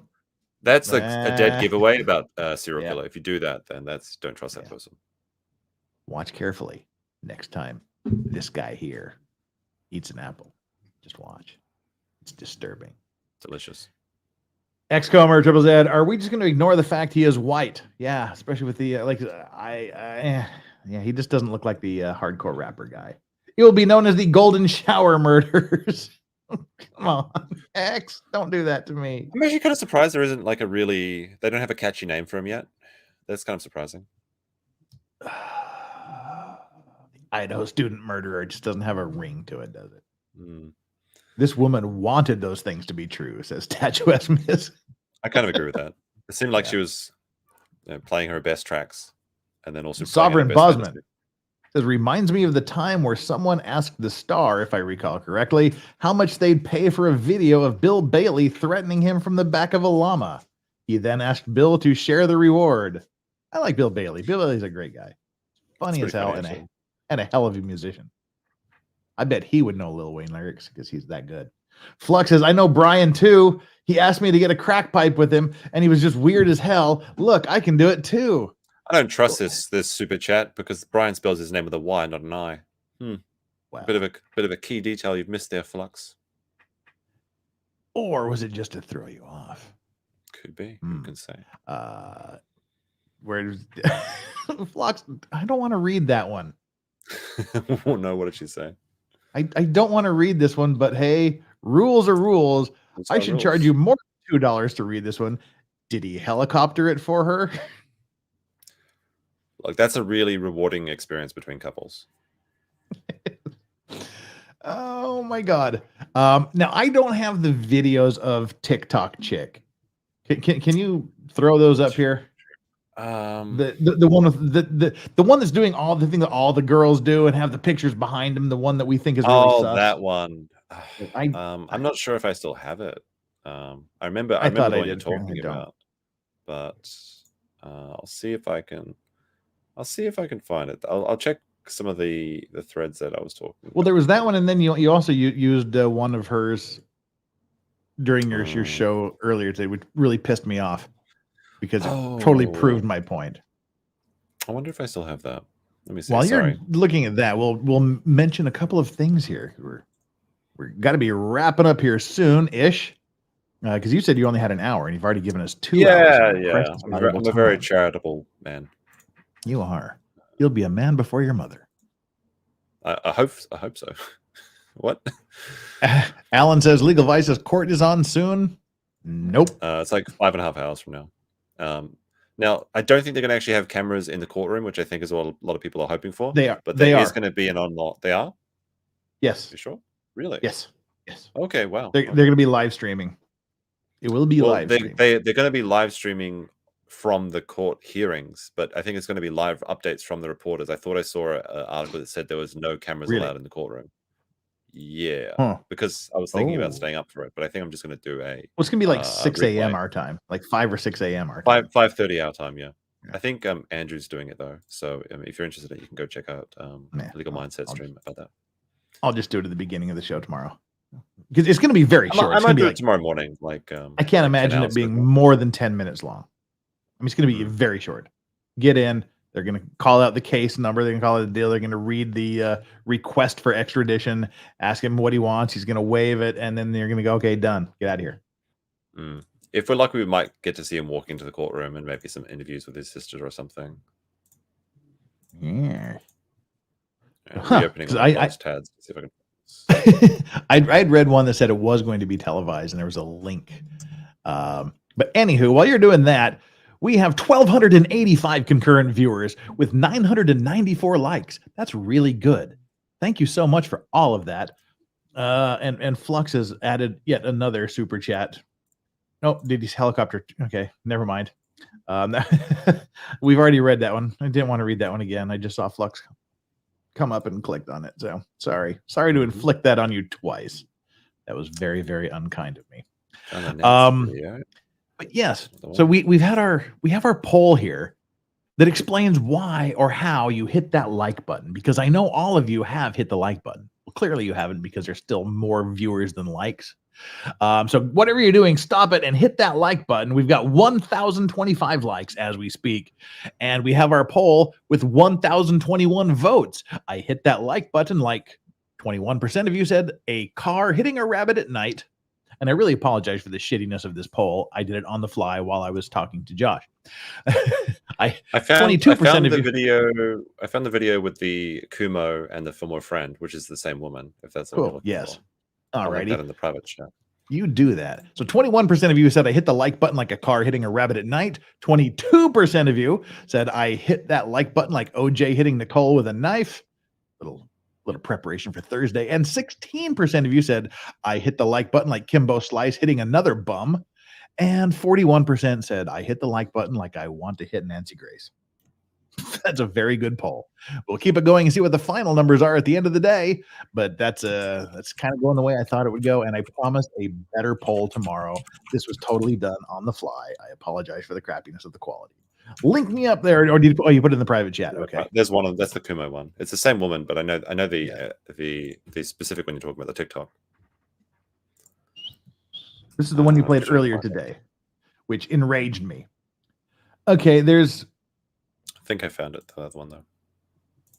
Yeah, this one. What we can do? We don't need to show it if you don't have it up there. I mean, this girl, she was on TikTok. Okay, all right. Well, we'll stall a little bit longer and give you a little bit extra time here.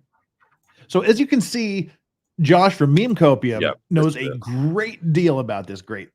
He knows a great deal about this subject, which is why whenever I talk about it, I try to have him on. He does a fantastic thing, and you should definitely go and subscribe to Memecopium's channel. It's right there. Just search for Memecopium. You can't miss him. subscribe. He does this. He does a lot of other things. Amazing content. I can't believe he doesn't have 10 times more subscribers than I do at this moment. And he does a lot of great short videos. So go ahead and subscribe to him. Demand that he do live streams every day for hours and hours and hours. You cannot go wrong. And hit that like button on everything he's ever done. And for those of you that have subscribed to me, thank you very much for giving me your faith and trust, and continue to come back for more. We're going to be covering this as long as it takes and as long as I can grift it, to be honest with you. But no, and coming up next week, we're going to be starting to look into the suitcase murder, the Sarah Boone murder. We're going to be watching 2 interrogation videos. The first questioning by the police outside of her house, and the second one inside the police station. We'll be doing that Tuesday and Wednesday of next week, as well as providing updates on this as they come. So if you check the YouTube video, is I think the one that you really made you mad. The second link in the private chat. Yep. So let's see.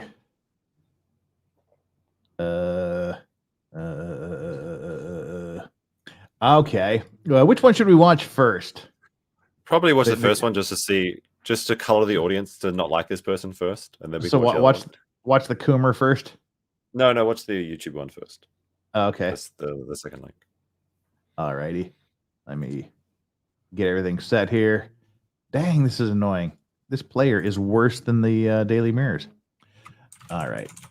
Ooh, Yoda, you're tickling my feet. You're getting all Drexy on there. Stop licking my toes. All right, now this girl that we're going to be bringing up, she originally came on the scene with a TikTok video, which has since been deleted. She was doing the weird girly thing that girls on TikTok do. She has her green screen with a picture she wants to show directly behind her head. And she's like pointing at him weirdly. Yes, you can. I'll show you. This is what she's doing. She's the embodiment of this comic. Exactly. Exactly. This is exactly what she was doing. And it's really frustrating. I can understand that she doesn't want it, because she's probably concerned about people stealing the source from her without giving her credit, but use a watermark or something. But this is exactly what she does. It's really, you can't see what she's showing though. It's what makes it really frustrating. Yeah. It's what all girls do. It's weird. I don't get it. Women on TikTok, why do you do this shit? That's not how you use a green screen.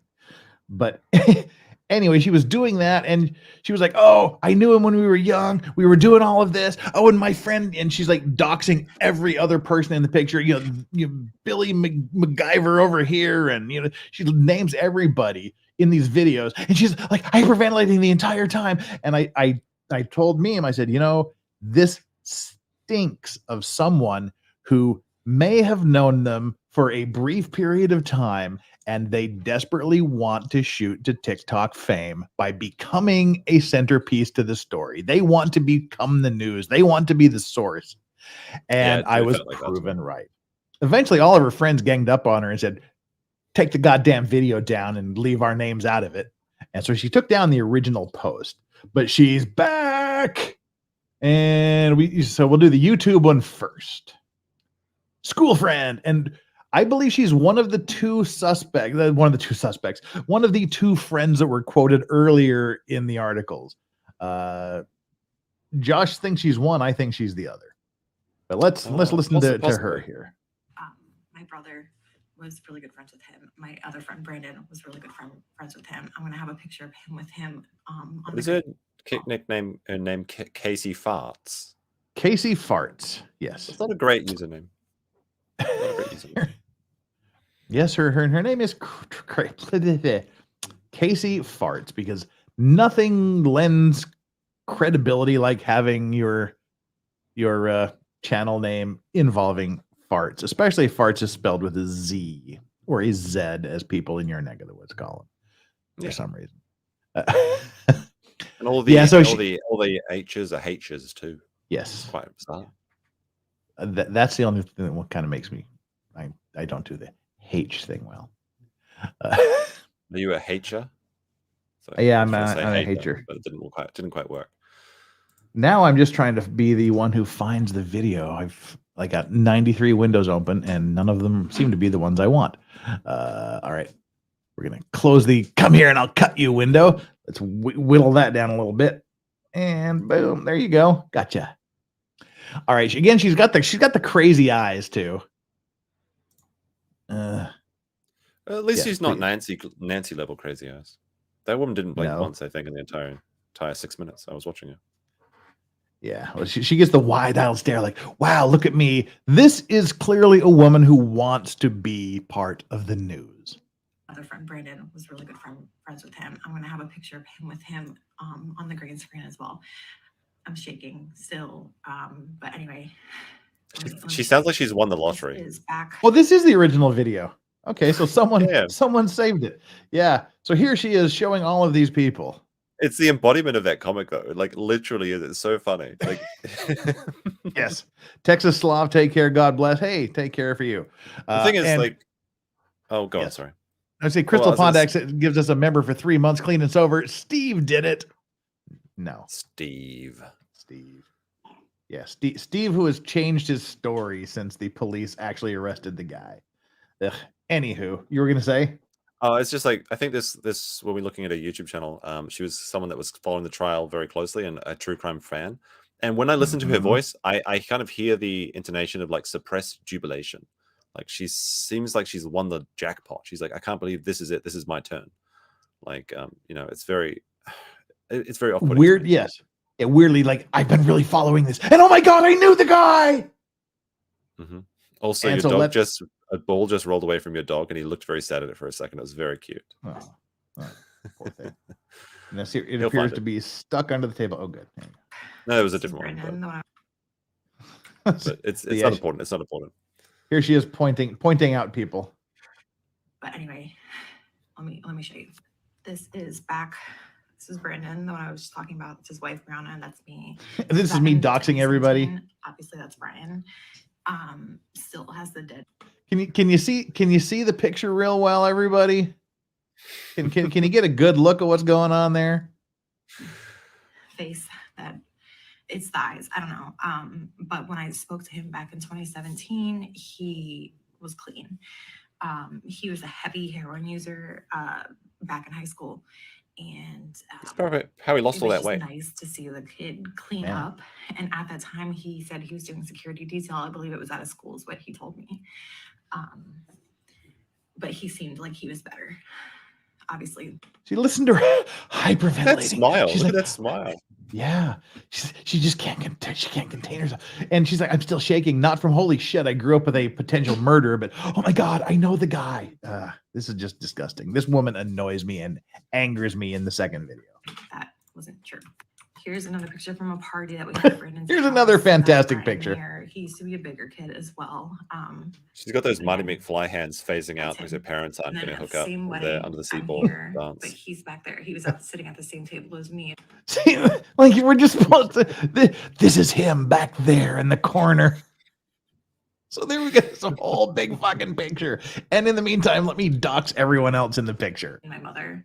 But he is back there enjoying a drink. I was sitting right next to him. We talked. Right next to him. My mom sent me the old school yearbook. That was him, Bryan Kohberger.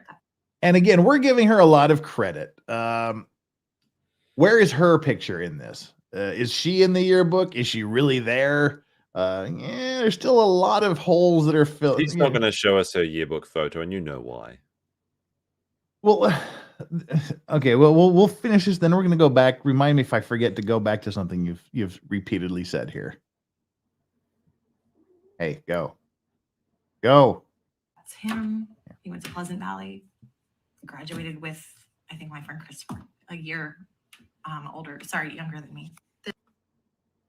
So yeah, they're really good friends, but she doesn't know what year he really graduated, and she talked to him once in 2017. So, and watch how her story changes from this to the second video. It's like, oh, you went to school. My brother knew him, and he was like, you just went to friend's school with a friend. Yeah, didn't know that. Yeah, This but what? is Just when watch. he nonchalantly decided to make me drive him around the Poconos for heroin, and I had no idea. Now, I thought- can I just pause it here? Oh yes, I want you please. to look at that hay. How many exclamation marks is there? How much do you think she liked this guy? Oh, we'll not quite- get to that. Let's go. Go ahead. Expound. No, I'm just saying that like one exclamation mark is okay. If more than one, there's just the degrees of how much you like somebody. Like it's not quite 3, it's like a level 2. So she was obviously very happy to see this guy.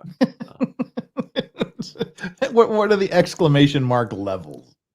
Enlighten us. No, it's like 2 or more means that you like somebody. It's 3 is like a dead giveaway. Like that means they're really into it. But trust me. All right. Fair Chat, enough. I think Chat agrees with me. Chat agrees with me. Chat should not disagree with you. Only decided to make me drive him around the Poconos for heroin, and I had no idea. I thought I was just doing a nice deed because he needed something, and it turns out that he was getting heroin. Wasn't this something she hoped he wanted? Yeah. Ugh. What a see, and so watching that first part with her showing the pictures, that tipped me off as someone who just wanted to be important. She had something to say, and so she injects herself into the news cycle. And it was totally confirmed with this last video from Mr. Kumo here. Let's bring up the Coom vid. Where are we here? And then we'll wrap it up. We need to send you all over to Megan Fox. Yeah, we need to send everybody over to Megan Fox here. We just want to do this one last little vid. Former friend accused Idaho killer was bullied as a teen. Oh, see, I forgot to show what I wanted to show. But anyway, it doesn't matter. Let's keep going. Breaking news in the arrest of the Idaho suspect, Bryan Kohberger. I wrestled with whether or not to say her name, but it's not his name. Her name. Did he just misgender? Yes, he did. How dare you? How dare you, Christopher Kumo? It's not a terror thing. And he's not a serial killer as far as we know. And I don't think that there's any risk of copycat here. So we say his name. Here's what we know. As soon as he was arrested, information started to come out. Some of it is bogus. Some of this reporting you hear about how he's behaving in the jail, we have good sources there, News Nation. That would be the woman's story that we just read. The best by sources. the way. Yeah. Most reasonable. Short order cook 1 says Keffels will get him. And they tell us not true. That the person who's given that information must be confused or just flat out wrong. So you got to be careful. Flat out lying? The TikTok post from one user who said she knew him in middle school and high school, Casey Arntz, that's legit. It got attention, and rightly so. Casey joins us now live from Virginia. Casey, Happy New Year. Thank you for deciding to talk to us and doing some reporting for us of your own with people from his past. Of course, I'm glad to be here. Yeah, God forbid they do their own So work. as you scrub your memories and talk to other people, what now? Scrub your memory and remember everything that you haven't been asked yet. This is just like saying, please remember something that we can talk about. Something juicy. Sticks out to you that you think is of the most relevance as perspective for people to know about this person? Personally, what I'm finding out from former friends and former classmates is that, you know, Bryan was bullied when he was younger. He was an overweight kid. When I personally knew him, he was always good to me. Now, over the years, that has changed. I know going into his senior year, he lost a lot of weight. It was then I hear that he might have become the bully. I was not there personally to see that. However, looking back at it, knowing how he knows my brother, knowing now how he knows my other friends, I wouldn't put it past him, because my brother has come out and said that he was bullying him when he was friends with him. So she went from maybe knew somebody who drove him around to get heroin once to my brother was bullying him and now I know him really well. I don't know if that's a lot on his character. It's not a great Did you say photo something? either. Yeah, I said it was a bit go sus, ahead. but that's not a great photo. Yeah. Well, it's so really is it just me, or does that part of her story seem significantly changed? It seems like she's saying that he was fat and he was really nice to her when they were younger, and then he got older and lost a bit of weight, and then she messaged her And she said, "Hey," and then he's like, "Yeah, can you just drive me to get some I was gonna say copium. Can you go get me some heroin?" Yeah, well, I guess he can call it copium. I think she's a little bit jilted. I think she's a little bit been holding some baggage for a few years.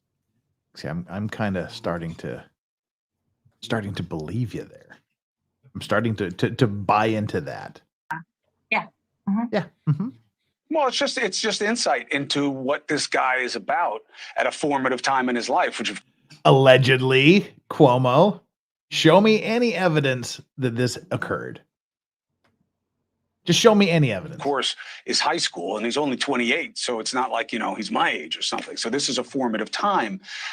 Also, for sure that he had addiction issues and profound ones. We're not talking about. See that for sure. No, you are alleging to us that he had these. For sure, Cuomo, you as a lawyer should know that's a fucked up question to ask and a fucked up statement to make. Receipts, pal. I hate this. I hate this. I hate this. I hate this. Vaping, that's bad enough, but this. Did you all just hear that? We know he may have killed 4 people. Now, vaping, that's bad enough. He literally said that. A heroin addict. He says he went to. He's my. Not only was he a vapor, I mean, that's bad enough. He was also allegedly a heroin addict. Did he seriously say that shit? Yes, he did. Vaping is bad enough. Cuomo's talking about heroin like he doesn't know exactly what it's like. Come on now. Yeah. My age or something. So this is a formative time.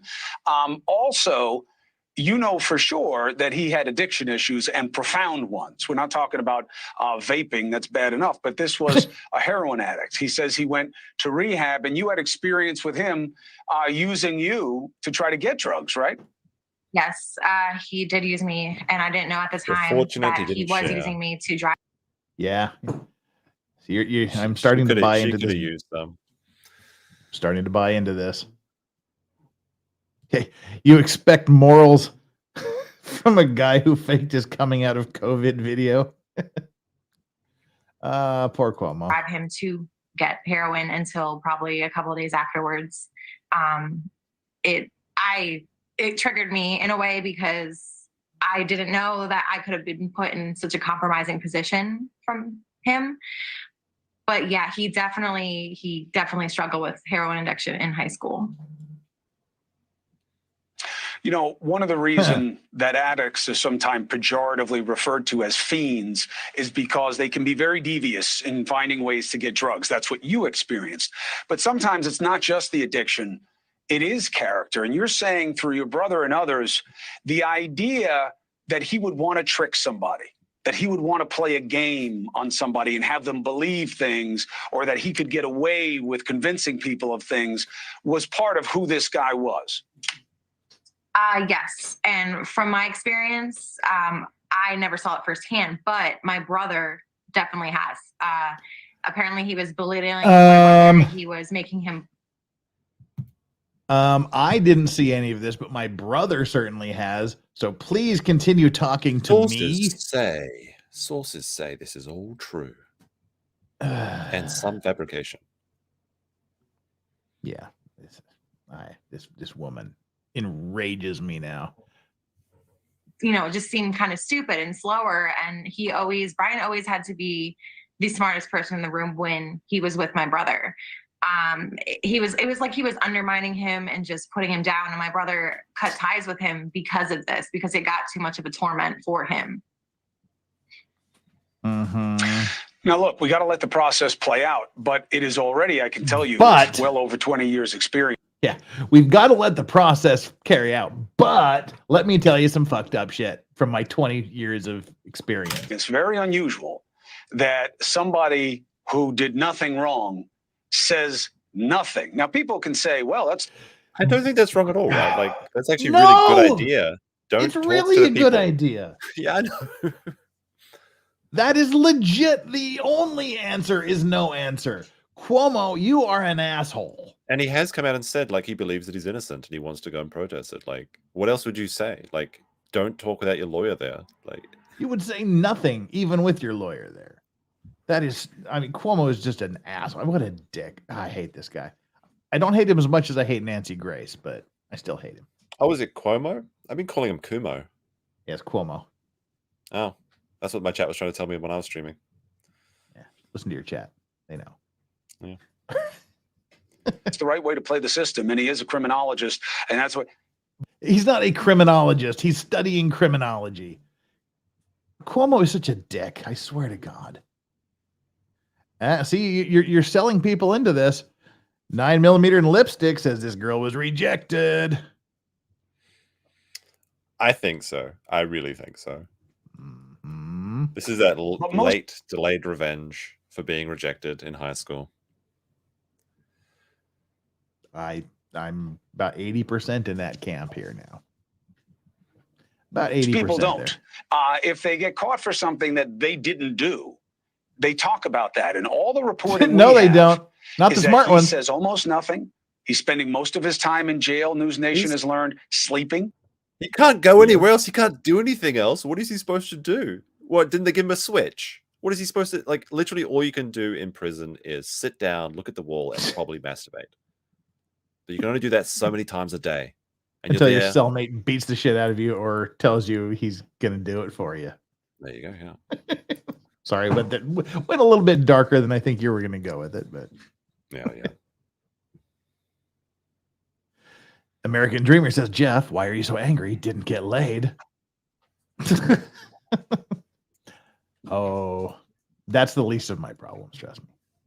I'm angry because you have a lawyer with this stupid, smarmy expression on his face, spouting complete bullshit, repeating hearsay, and passing it off as indicative of someone's guilt by virtue of his 20 years experience. He's not protesting his innocence. Yes, his whole family is. Oh, I thought he was just some anchor. No, his brother Andrew Cuomo was governor of New York. Their father was also there, a politician. Mario Cuomo, and yeah, a political dynamo family. Since that he asked a single question of, has anybody else been arrested? How does that square with the person you knew in terms of acting normal in situations? Honestly, in my opinion, and after talking with my brother for the past couple of days, it seems almost like he's trying to throw off law enforcement. It really ends abruptly there, doesn't it? It does. Yeah. So why isn't he talking to her brother? Why isn't he questioning her brother? Because the source of all of her information is her brother, allegedly. I mean, his brother that's just probably has accomplished something in his life and doesn't need to be on TV. And I wonder how her TikTok is doing because of all of this. Probably pretty good. Oh, I would imagine it's doing quite well. But then again, it's still TikTok, so. Yeah, so this kind of brings us up to date, and I hope we've done a little bit of good in separating what is fact, what is actually known about this guy, which boils down to remarkably little, and what is speculative, what is hearsay, what is wishful thinking, and what are just flat out lies or made up information, if lies is too harsh of a word for it. Let me burn through these here and get some final comments from you so we can wrap this puppy up. Alrighty. AA Ron says, cuckoo ka-choo. Back at you. Leanne G says, how long after extradition is waived will we get a probable cause affidavit?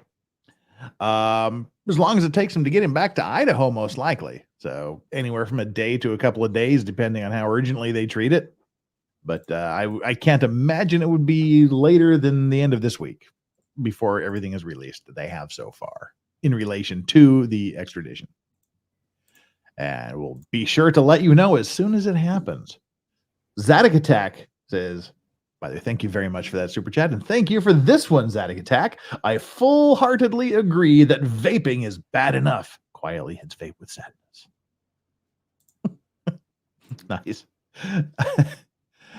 Oh, Legendary Racing. Thank you so much for your super chat. Someone arrest Good Logic vapes all the time, and that's basically heroin. That is true. Basically heroin. Probably actually more dangerous than heroin, but whatever. D-Loved by 2. XXO. He did it in Washington, same state as Bundy and Green River Killer, and doing it on Manson's birthday. It's all a twisted game with this psycho. Was it Manson's That's interesting. birthday? I hadn't heard that.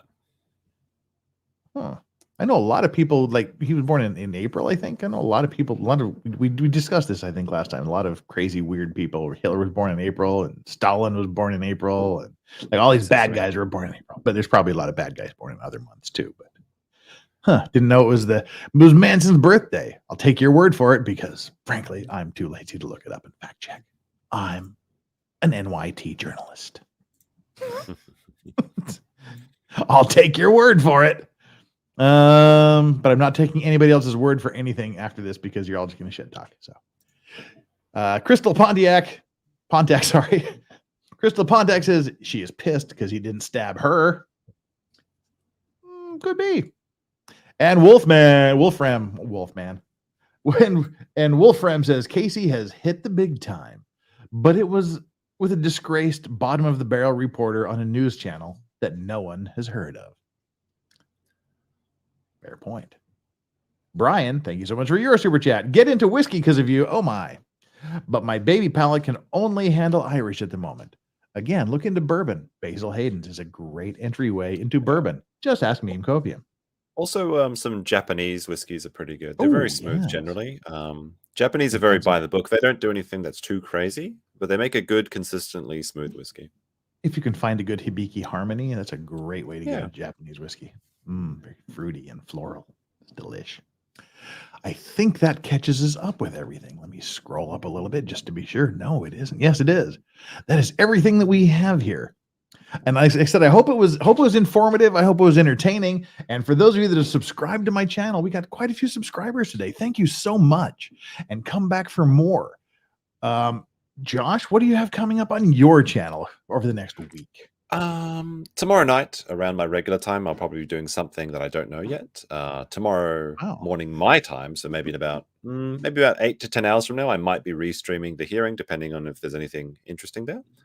As the trial goes on, and as the investigation goes on, I'll do some updates as appropriate. I don't want to spam out with if there's nothing to talk about, sort of thing, though. But yeah, we'll see what's coming up. What's coming up for you, Jeff? Wow. Let's see. We've got several things, but first, I have a chat, a DM on Twitter from our very own Cricket Craft. And what is your channel name? You have to put your channel name here. What's the end of it? Is that the Hoof guy? It's Cricket Crafts something. Come on, Cricket, if you're here. Said subscribe to her channel. She wants to get 1,000 subs by her birthday on February 3rd, 23. There it is. It's Cricket Crafts and Crime. Right there.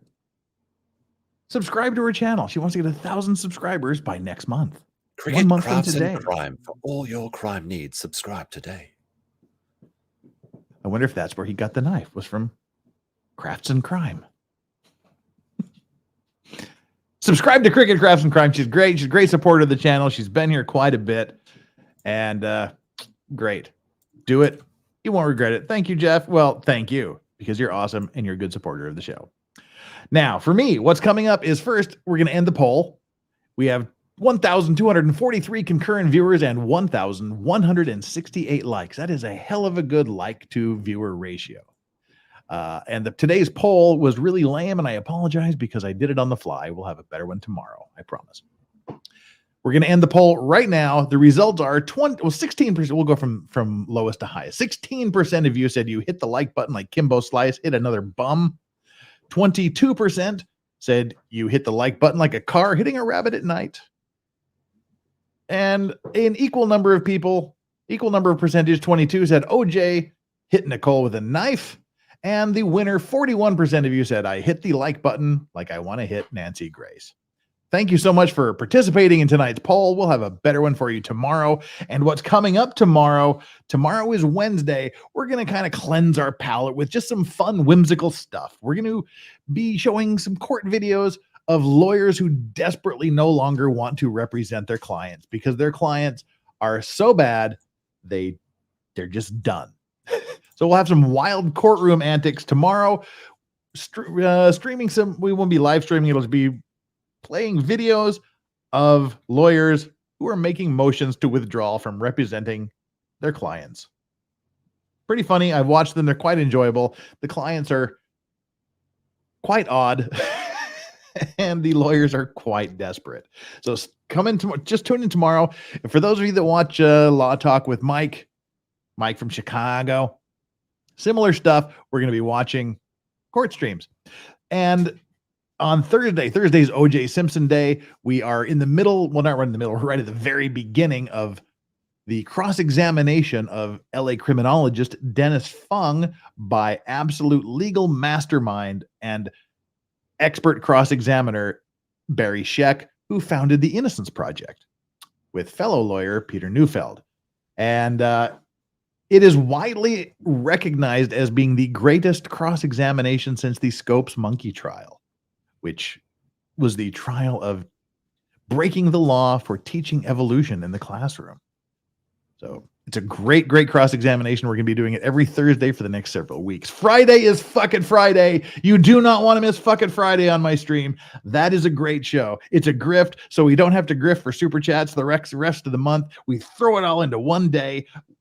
Give me $100 super chat. A $100 super chat gets you a shot of whiskey for me, and I answer your statement. It's all in good fun. We all know it's a grift. We all know it's ridiculous, but we just do it anyway. It's fun. So bring your $100 for your super chats for the top shelf whiskey. And I'll be putting up a short poll tomorrow so that you can choose which whiskey I drink. Because 25% of what I make from last month's Fuck It Friday stream goes to purchasing the whiskey for this one. We're either going to have a bottle of Wild Turkey Master's Keep 17-year bourbon, or my personal all-time favorite desert island whiskey, Glenmorangie Signet. We'll let you vote for that tomorrow. And I will do shots of really expensive whiskey and kind of crush my soul that I'm pouring down so much of it. Aggregates of $100, so $10 chats, $25 chats, or any combination of anything that adds up to $100 gets a shot of a lower whiskey.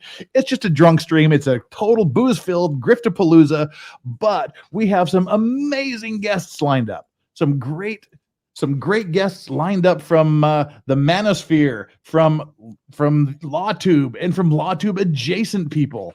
You will not want to miss it. Let me pull up the list of people that will be confirmed to join. That will be let's see here, confirmed people for Friday, for the Fuck It Friday stream. And it's called Fuck It Friday because we just say fuck it, and we just don't even pretend to be monetized. We read stories, we talk about all kinds of crazy stuff. Meme Copium, our very own Meme Copium, Josh will be there. Really? Steph, you will. Sounds great. If not, I'll stab you.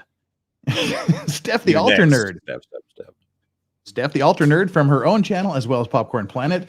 Wilhelm Goldbert, a well-known chubby chaser. He's one of the funniest guys you'll ever see in your life. And those of you that know Drex, he is a friend of Drex. We'll have chubby chaser Wilhelm Goldbert on here to share his wisdom with us, and we may have to stage an intervention. And on the opposite scale of chubby chasers, we have Little Miss Jacob, otherwise known as Ariadna Jacob. She will be on here. Aussie Overlord Hayden will be here. Our very own Megan Fox, writer, who also wrote that article we just read, she will be on here. Good Logic, Joe Neerman will pop in at some point. Potentially Criminal Sean, he will be here for a bit. He's got a hearing early in that morning, so he'll just pop on for a few minutes before he has to go to his hearing. And it's the T-Man, proprietor of the Dragon's Treasure Tea, will be here. An absolute goofball of a human being, but he's absolutely fun, and he has some amazing teas that we're going to grift for. And there will be more. Currently on the highly likely is Drex himself is going to try to pop in.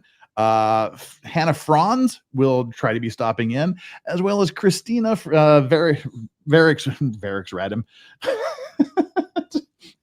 Radix Verum, I believe. Yeah, it is. It's Radix Verum.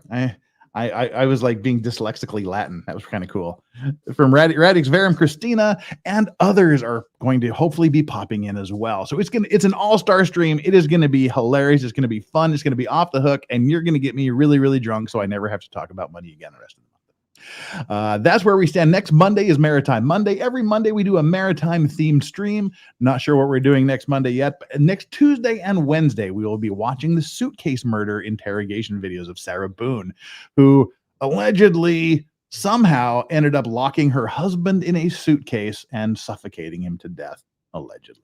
Her trial is coming up on the 30th of this month, and we'll be streaming that with Legal Mindset Andrew. So we're going to kind of start getting geared up for that. So that's what's going to be happening for the next week or so on here. Any long distance things, any long term in the future things you want to hit before we wrap this up, Josh? I do have stuff in the works, but I'm not ready to announce them just yet. They should be fun, though. All right. And he has some awesome stuff in the works. And every Friday, he also does a drink stream where we all get together and we just play ridiculous games like Gartic Phone and stuff, and it's just off the hook. It's going to be a perfect run up to my stream, so it's a lot we'll of fun. Doing good. Yeah, go to Meme Copium. Starts at 8 p.m. Korea, Japan time, which is 6 a.m. Eastern time and 11 a.m. UK time. So go to him on Friday, and then come on over for me, and we'll have fun. People in the chat, thank you so much. The Vice Squad chat is the greatest chat on the entire YouTube platform. I can say that with Meme here because we have a substantial overlap. So, hey, great stuff. Everyone that has contributed with super chats, thank you so much. It is so deeply appreciated. Those of you that just have us on in the background, you're going about your day, listening to us as you drive down the road, as you work in the office, you clean the house, you do whatever. Thank you, and feel free to come back and hit that like button to let me know that you appreciate the video and let YouTube, more importantly, know that you appreciate it. Smash that subscribe button if you haven't already done so, and make sure you subscribe to Meme Copium as well. He deserves this far more than I do. He is much more talented and much more knowledgeable, particularly about this. And with that, I think we're done. Mods, you did a fantastic job. Can't do this without you guys. You guys are awesome. Everything is awesome. I'm awesome. You're awesome. We're all awesome. See you tomorrow for some courtroom shenanigans. Until then, make sure you enjoy your legal vices. I'm out of here. Bye now.